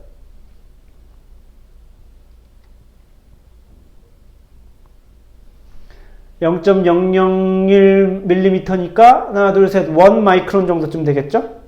예, 1 마이크론. 지금 100 마이크론 나왔고 1 마이크론 나왔습니다. 500 마이크론 써볼까? 지금 마이크론 단위로 해가지고 100, 500 나왔습니다. 10.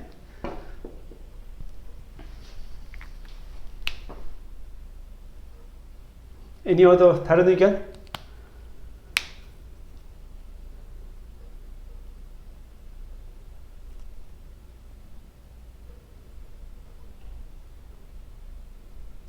우리 수업을 지금 하나, 둘, 셋, 네 명만 듣고 있는 거 아니죠? 아무리 공기 중에 물방울이 작아봐야 예, 요거보다는 크겠지 라고 하는 물방울의 크기. 뭐 잘 모르겠으면 그런 게 있을까요? 라고 물어봐도 되고 5 작은 숫자 붙었을걸. 5, 10, 100, 500. 네, 0.1. 그 뭐야? 이름이 아이패드는 누구예요?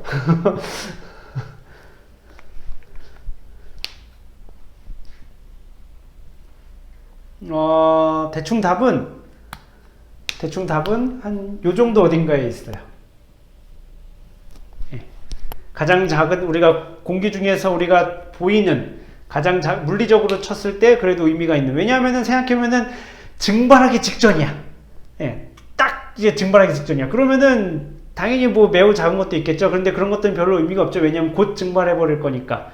예, 그래도 공기 중에서 남아서 이렇게 서바이브 하는 것 중에서 예, 그래도 좀 예, 우리 눈에 보이는 것, 눈에 보이는 눈에 보이는 말은 건 말이 안 되고. 아무튼 공기 중에 있는 것 중에서 예, 관측될 만한 것 중에서 이렇게 좀 물리적으로 의미가 있는 것 중에서 작은 물방울은 한 요 정도 범위쯤 어딘가에 있어요. 한 2에서 3 마이크론 정도쯤 돼요, 반지름이.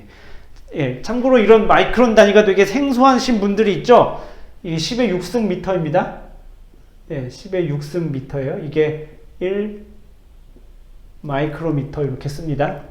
예, 참고로 제가 알기로 이런 아주 쪼잔한 1m를 100만 개로 나눈 이 유닛을 쓰는 랩은 아마도 저희밖에 없을 것 같아요. 예, 이 연구실밖에 없을 것 같아요.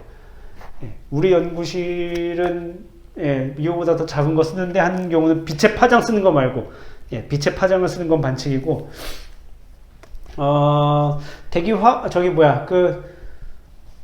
대기 환경 할 때 뭐 그런 거 쓰겠죠? 그 대기 환경 할 때 조금 뭐 에어로졸의 크기 하면은 뭐 요거보다 조금 작을 수 있겠는데 그런 아주 예외적인 거 빼면은 아마 듣도 보도 못한 단위일 겁니다. 막 맨날 뭐 몇십 킬로미터 맨날 이런 거 얘기하다가 1 마이크론 이게 뭐야? 10의 마이너스 6승 미터입니다. 아주 대충 요 정도부터. 자, 대충 그냥 1이라고 칩시다. 그럼 제일 큰 물방울은 어느 정도쯤 될까요? 제일 큰 공기 중에 있을 것 같은, 그러니까 대기 중에 있을 것 같은 물방울 중에서 반지름이 제일 이번엔 큰 거.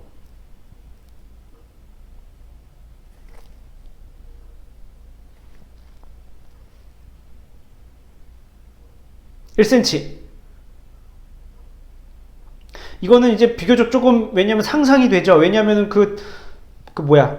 한여름철 오는 소나기 같은 걸 조금 생각해 보면 되지 않을까요? 한여름철에 소나기 같은 걸 생각해 보면은 물방울이 좀 굵죠? 예. 0.5cm. 그죠? 생각해보면은 막 1mm. 예. 0.5cm면은 5mm죠, 반지름이? 예. 1mm에서 5mm, 어퓨 밀리미터 정도 좀 되는 것 같네요. 그죠? 예, 생각해보면은, 막, 예를 들면은 반지름이 1cm짜리 물방울을 우리가 맞아본 기억은 없죠? 아무리 한여름철에 소나기 오더라도 1cm면 그래도 이 정도쯤 될 텐데. 예. 반지름이 1cm면 이 정도쯤 될 텐데, 이만한 물방울을 맞아본 기억은 없죠? 비가 올 때. 보통은 요거보다 작죠? 예.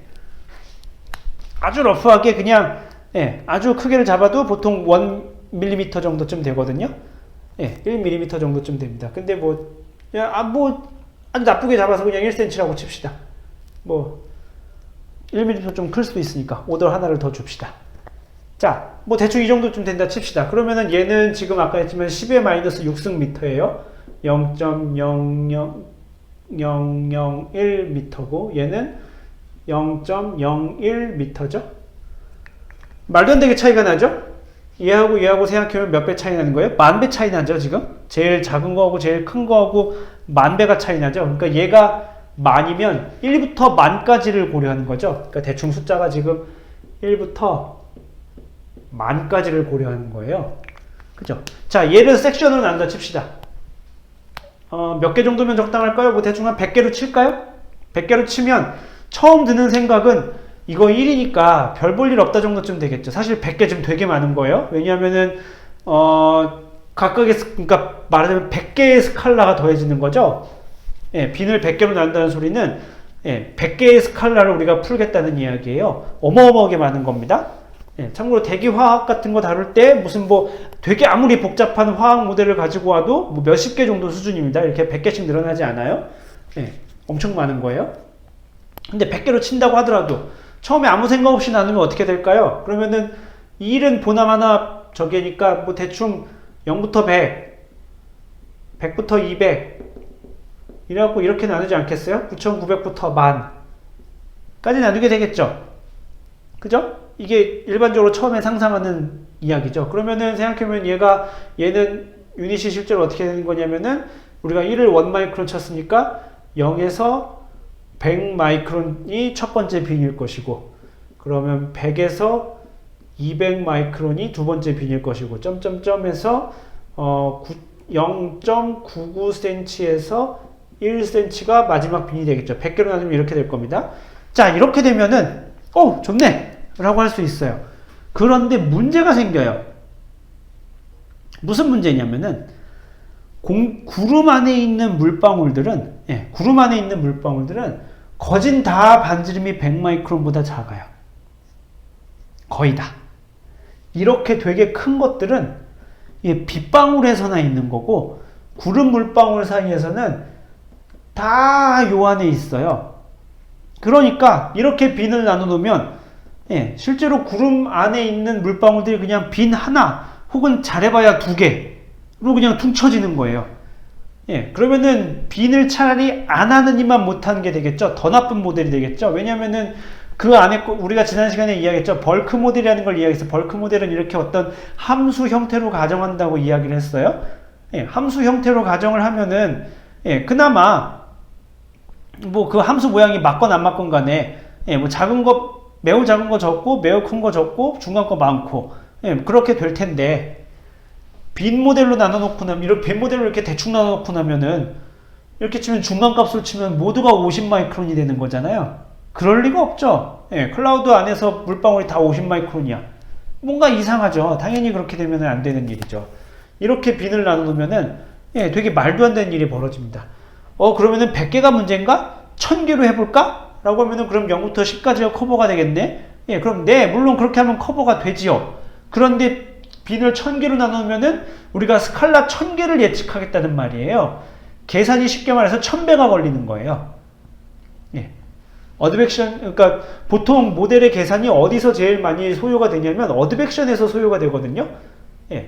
어드벡션은 그리고 모든 스칼라, 모든 우리가 변수에 대해서 다 해주어야 돼요. UVW도 마찬가지고, 우리가 일반적인 모델에서 UVW, 템퍼러처, 이 정도에 대해서 우리가 어드벡션을 계산하죠. 뭐 프레셔는 우리가 어드벡션을 실제로 계산하지는 않고 이렇게 업데이트를 하는 겁니다. 뭐 어쨌든 그 정도쯤 하는데 거기다가 베리어블을 1000개를 집어넣으면 변수 1000개를 집어넣으면은 말도 안 되는 계산 시간이 걸리죠. 실제로 빈 1000개 뭐 이런 거는 뭐 아주 연구용으로나 아주 가끔 그것도 이렇게 레퍼런스로 이렇게 진짜 답을 찾아보기 위해서 뭐 그 정도로 쓰는 거지 실제로 1000개를 쓰진 않아요. 자, 그래서 아까 제가 뭐라고 얘기했었냐면은 실제로 범위는 1마이크론에서 1cm까지 커버가 되지만 대부분의 물방울은 여기 작은 쪽에 몰려 있다고 그랬었죠. 여기는 일부 숫자가 매우 적은 큰 물방울들만 저기 있다고 그랬었죠. 그래서 얘를 보통 그리드를 어떻게 나누냐면은 지오메트릭 그리드라는 걸 씁니다.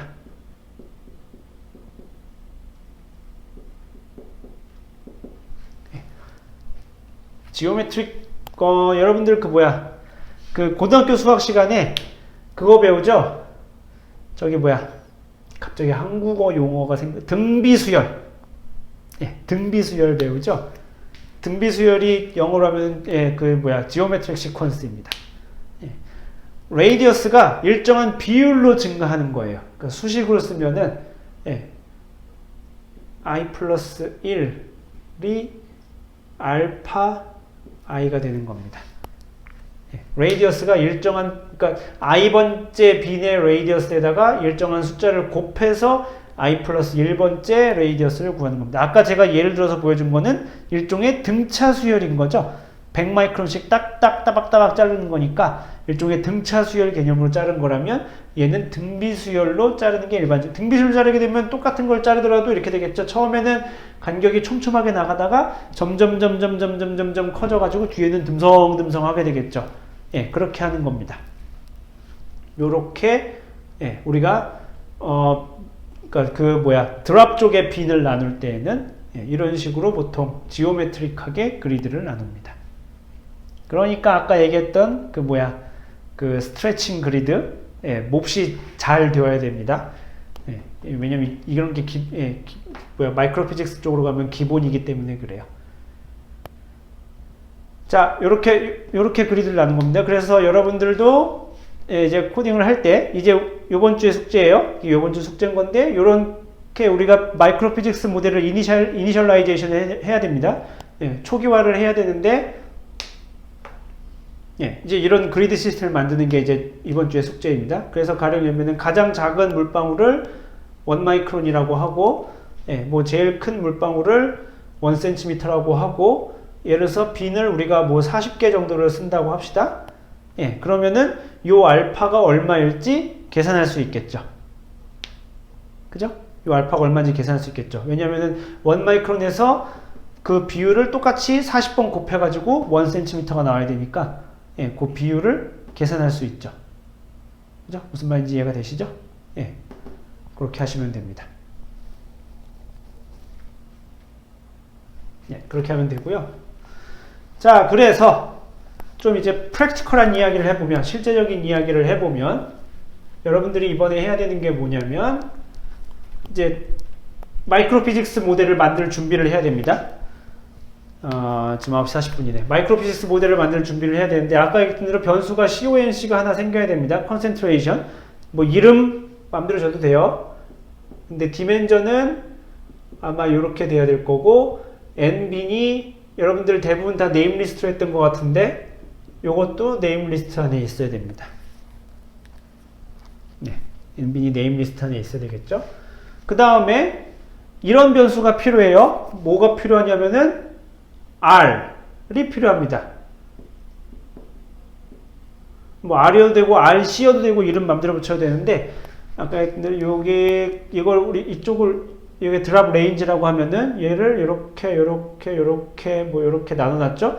여기 각각의 빈의 대표 반지름값 해당하는 요 빈은 레이디어스가 얼마고 요 빈은 레이디어스가 얼마고 요 빈은 얼마고 요 빈은 얼마고 요 빈은 얼마고 있어야 됩니다. 그 다음에 요게 있어야 돼요. RB n빈 플러스 1의 디멘전을 가지고 있는. 그러니까 아까 제가 1조 발표할 때 제가 이야기를 했었죠. 예. 그 코디네이트 할 때 G 코디네이트 자를 때 가운데가 있어야 되고 양 바운더리 값이 있어야 된다고. 여기도 마찬가지예요. 예. 여기 요점에서 해당하는 거가 RB가 되고, 예, 여기 가운데에 해당하는 값이, 예, R이 되는. 네. 이렇게 있어야 됩니다. 그리고 이런 변수도 있어야 돼요. M. 그리고 MB. 아이고, 더하기 1이지. 예, 얘는 이름에서 유추할 수 있듯이 매스입니다. 예, 이건 레이디어스고 이건 매스고. 오케이? 무슨 얘기인지 이해가 되시죠? 예, 요 정도쯤의 변수가 준비가 돼야 되고, 그래서 네임 리스트에서 뭐 제일 작은 물방울, 그러니까 네임 리스트에서 요걸 지정해 줘야 돼. 네임 리스트 NB는 무조건 있어야 되고, 그 다음에 제일 작은 물방울, 예를 들면은 Rmin, 예, 그 다음에 Rmax, 그 다음에 뭐 Rratio, 요 셋 중에, 예, 중에 두 개가 있어야 되겠죠? 그죠? 요 셋 중에 두 개가 있어야 됩니다. 나머지 하나는 계산해낼 수 있는 거죠? 왜냐면은, 예. 아, 그리고 참고로 요 R민하고 Rmax는 요 바운더리 값이에요. 센터 값이 아니라. 예, 바운더리 값입니다. 그러니까, 예를 들면, 아까 1마이크론부터 1cm라고 했으면은, 여기가 1마이크론이 아니라, 여기가 1마이크론이에요. 예, 여기가 1cm고. 예, 각 바운더리에서의 값이, 예, Rmin 혹은 Rmax가 됩니다. 그러니까, 생각해보면은, Rmax는, 예, R민에다가, Rratio를, n빈 제곱만큼 곱하면은, 예, 이게 Rmax가 나오겠죠? 예, 여기 지금 빈의 개수가 하나, 둘, 셋, 넷, 다섯 개니까 여기서 시작해서 그 레이쇼를 한 번, 두 번, 세 번, 네 번, 다섯 번 곱해주면 Rmax가 나오니까 이렇게 됩니다. 그러니까 이런 관계식이 있으니까, 예, 요 셋 중에서 어느 하나만 지정해주면 되겠죠. 그때 달라요. 보통은 얘하고 얘를 주는 편인데, 예, R민하고 Rratio를 보통 주는 편인데, Rratio 대신에 Rmax를 줄 때도 있습니다. R민은 보통 주는 편이고요. 예, 뭐 1마이크론 이런 식으로, 예, 주는 편이고, 예, 둘 중에 하나는, 예, 뭐 모델 코딩할 때 마음입니다. 예, 둘 중에 아무거나 하나 주고 하나는 계산하게 하면 됩니다.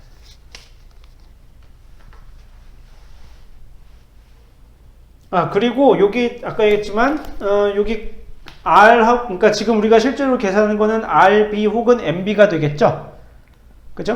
요게 R민하고 Rmax가 실제로 바운더리 값이라고 했으니까, 여기서 여기 값을 우리가 하는 거고, 실제로 계산하는 거는 RB하고 MB가 될 거고, 그 다음에 얘하고 R이나 혹은 M은 이제 평균을 내서 계산하는 건데, 뭐, 상관없습니다. R의 평균값, 그러니까 두 개 평균값으로 해도 되고, 매스의 평균값을 취해도 됩니다. 매스를 평균값 취한 다음에 얘를 3분의 1제곱해서 이걸 얻어도 되고, 예, RB에서 R을 계산한 다음에 R을 세제곱해가지고 매스를 얻어도 됩니다. 물론 그 두 값은 서로 달라요. 뭔 소리야? 라고 하면은 천천히 생각해주면은, 가령 예를 들어서 아주 대충 여기가 두 배씩 증가한다고 칩시다. 여기 2마이크론이고 여기 4마이크론이고 여기 8마이크론쯤 되겠죠? 그죠?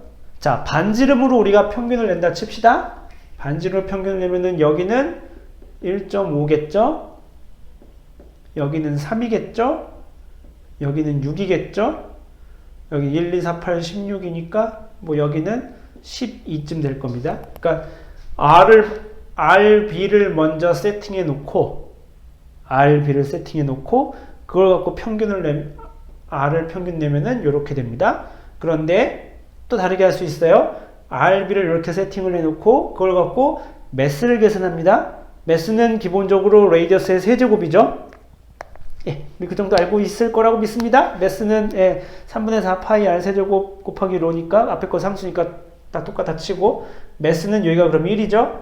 세제곱 하니까 8이죠.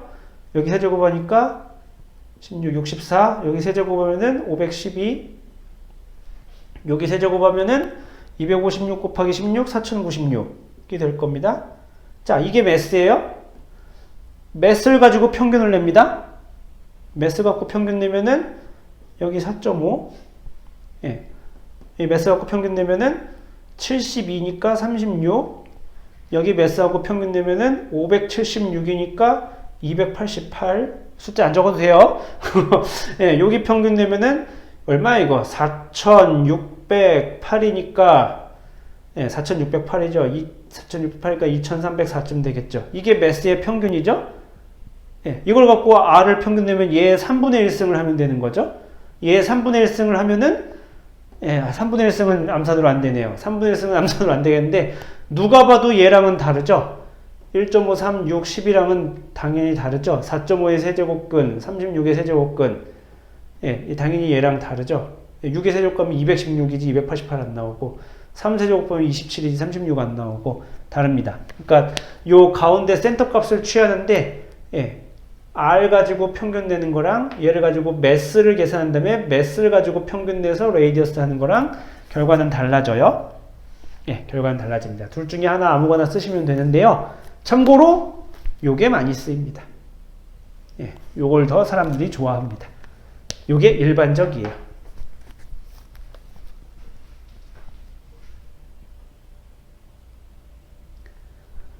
9시 50분 시간이 거의 다 됐네. 자, 그래서 여기까지 이니셜라이제이션을, 그러니까 여기까지 코딩이 되어야 되는 게 목표고요. 시간이 거의 다 됐는데 한 3분 남았으니까 조금만 마저 이야기를 해봅시다. 보통 우리가 이제 무언가 계산을 하려면은 드랍이 아무것도 없으면, 드랍이 처음에 아무것도 없어. 그러면은 아무것도 계산이 안 되겠죠? 그죠? 드랍이 처음에 뭐가 있어야 무슨 뭐 이후에 나올 물리 과정을 계산하든 말든. 드랍이 아무것도 없는데 클라우드가 그냥 클라우드 프리한 지역인데 거기서 무슨 마이크로 피직스를 계산하겠어요. 원래 우리가 진짜라면은, 진짜 모델에서라면은 에어로졸을 처음에 뿌리겠죠. 에어로졸을 처음에 뿌리고 그게 뭐 상승 운동에 의해서 과포화가 되면은 그게 짜잔 하고 응결하는 과정이 들어가겠지만, 예, 우리는 요 모델에서는 지금 그 정도까지는 고려하지 않을 거예요. 예, 복잡하죠. 그럼 또 에어로졸도 넣어줘야 되고, 예, 이야기가 복잡해져서 초기, 예, 드랍의 초기 분포를 가정해 줄 겁니다. 그냥. 예, 보통 많이 쓰이는 초기 분포가 첫 번째가 예, 로그 노멀 분포예요. 두 번째가 감마 분포입니다. 감마 함수랑 감마 분포랑 달라요. 로그 노멀 디스트리뷰션이고 감마 디스트리뷰션입니다. 로그 노멀 디스트리뷰션은 어떻게 생겼냐면은 예, nr이 예, 루트 2파이 시그마 r분의 1 익스포넨셜 마이너스 2 시그마 제곱분의 예, ln r 마이너스 ln r 바 평균은 뭐라고 하지? 센터니까 제로라고 할까? 예, 얘 제곱. 이렇게 주어지는 거를 로그 노멀 디스트리뷰션이라고 부릅니다. 네, 로그 노멀 디스트리뷰션 별거 아니에요. 그 고등학교 때 배웠던 정규 분포 있잖아요. 예, 고등학교 때 배웠던 정규 분포인데 원래 변수가 아닌 로그 값을 취했을 때 예, 정규 분포가 되는 거를 우리가 로그 정규 분포라고 부르는 거예요. 원래 값이 정규 분포가 아니라 거기다가 로그를 취했는데 정규 분포가 된 거. 예, 생각해보면 정규 분포가 마이너스 무한대부터 플러스 무한대잖아요. 근데 드랍은 레이디어스 레인지가 0부터 무한대죠. 그러니까 마이너스 값을 가질 수가 없죠. 예, 근데 로그를 취하게 되면은 로그에다가 로그를 취하게 되면은 그 로그 값 자체가 이렇게 되면은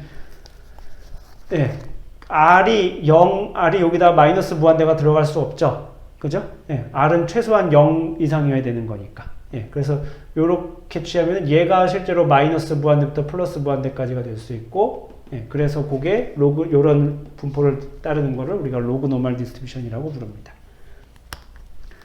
감마 디스트리뷰션은 어떻게 생겼냐면은 n0 R에 람다에 람다는 좀 이따 쓸 건데 exponential 마이너스 람다 r. 예. 이렇게 생긴 거를 감마 디스트리뷰션이라고 합니다. 둘 다 그림 그리면 대충 비슷하게 생겼어요. r에 대해서 n을 그리면 대충 다 이렇게 생겼습니다.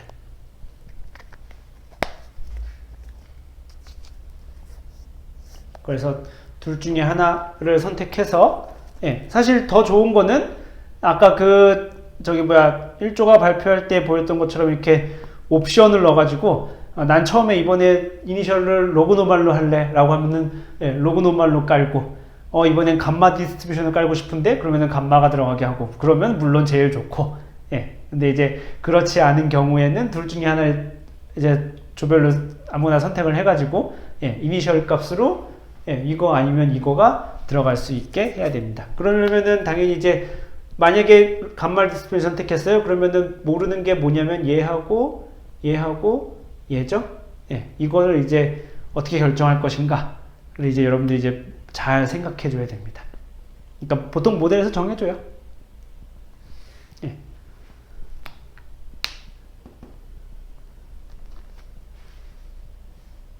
로그노말도 마찬가지입니다.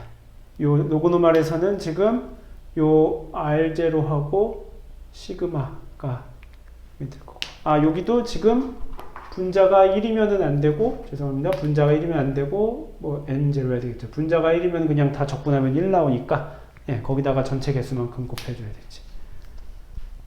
예, 이런 작업을 해줘야 됩니다. 그래서 우리 다음 주까지의 과제는, 좀 아까 얘기했던 대로 지금 여러분들 만든 1D 어드벡션 이퀘이션, 아까 요 앞에 시간에 얘기했듯이 finite difference, 그 다음에 first order finite volume, 그 다음에 ppm, 요것에 어드벡션 스케임을 넣어가지고 걔를 이렇게 비교하는 거 첫 번째. 예, 두 번째는, 예, 빈 마이크로 피직스를 계산하기 위해서 그런 필요한 변수들을 셋업하고, 그 다음에 레이디어스가 지오메트릭하게 증가하게 해서, 예, 요렇게 초기 분포들을 네임리스트에서 받아들여서 초기 이니셜 분포로 깔 수 있게 하는 것, 거기까지가 이번 주 모델의 과제가 되겠습니다. 이해가 되시나요? 이해 안 되면 질문. 뭔 소리인지 모르겠어요 하면은 채팅창에 쓰세요. 그럼 다시 설명해 줄 거예요. 예, 그래서 다음 주에, 예, 요거를 그림으로 보여줄 수 있어야 됩니다. 요 분포를. 저희 이렇게 했고요. 그래가지고 실제로 그림을 그렸더니 이렇게 잘 나왔어요. 예, 라는 거를 보여주셔야 돼요. 실제로 제가 지금 여기 대충 그렸지만, 예, 여러분이 실제로 그려주어야 할 그림을 정확하게 제가 픽스를 하면은 이렇습니다. 예, 가로축은 로그인데, 레이디어스인데, 로그 스케일이어야 돼요. 예, 로그 스케일이어야 되고, Y축은 뭐냐면은, 예, 유닛이 어떻게 되면은 dn over d log r이에요. 예, 이건 뭐야? 이게 뭐야? 라고 생각해 보면은 dn over d log r이 뭐냐면은 이게 빈 마이크로 피직스 모델에서 예를 들면은 이게 뭐 i번째 빈이라고 칩시다. 그러면은 여기가, 예, RB에 뭐냐면 i고, 여기가 RB에 i 플러스 1이겠죠? 그죠? 요 값이 그렇게 되겠죠? 바운더리 값. 여기가 이제, 여기 센터가 RI일 거고, 여기에 컨센트레이션이 DN이에요. 요 컨센트레이션 우리가 보통 DN이라고 불러요. 예, 전체 컨센트레이션 중에서 그 해당한 특정한 빈에 있는 거. 예, 걔를 뭘로 나눠줘야 되냐면은, 예, D 로그 R이니까, 예, 로그 RB에 i 플러스 1 마이너스 로그 RB의 i번째로 나눠준 값. 예, D 로그니까 로그 R의 델타니까, 예, 여기다 로그를 취하고 여기다 로그를 취해서 두 개 뺀 값으로, 예, 여기 요 해당하는 컨센트레이션 아까 여기 얘기했었죠? 여기 지울 때 얘기했었죠? CONC라는 베리어블, 예, CONC를, 예, 요거로 나눠준 값입니다. 여기가 여기에 그렸을 때, 예, 이런 모양이 나오겠죠? 예, 그 모양이 나오게 그림을 그리는 겁니다. 그래서 잘 됐어요! 라고 보여주는 게 다음 주의 과제입니다.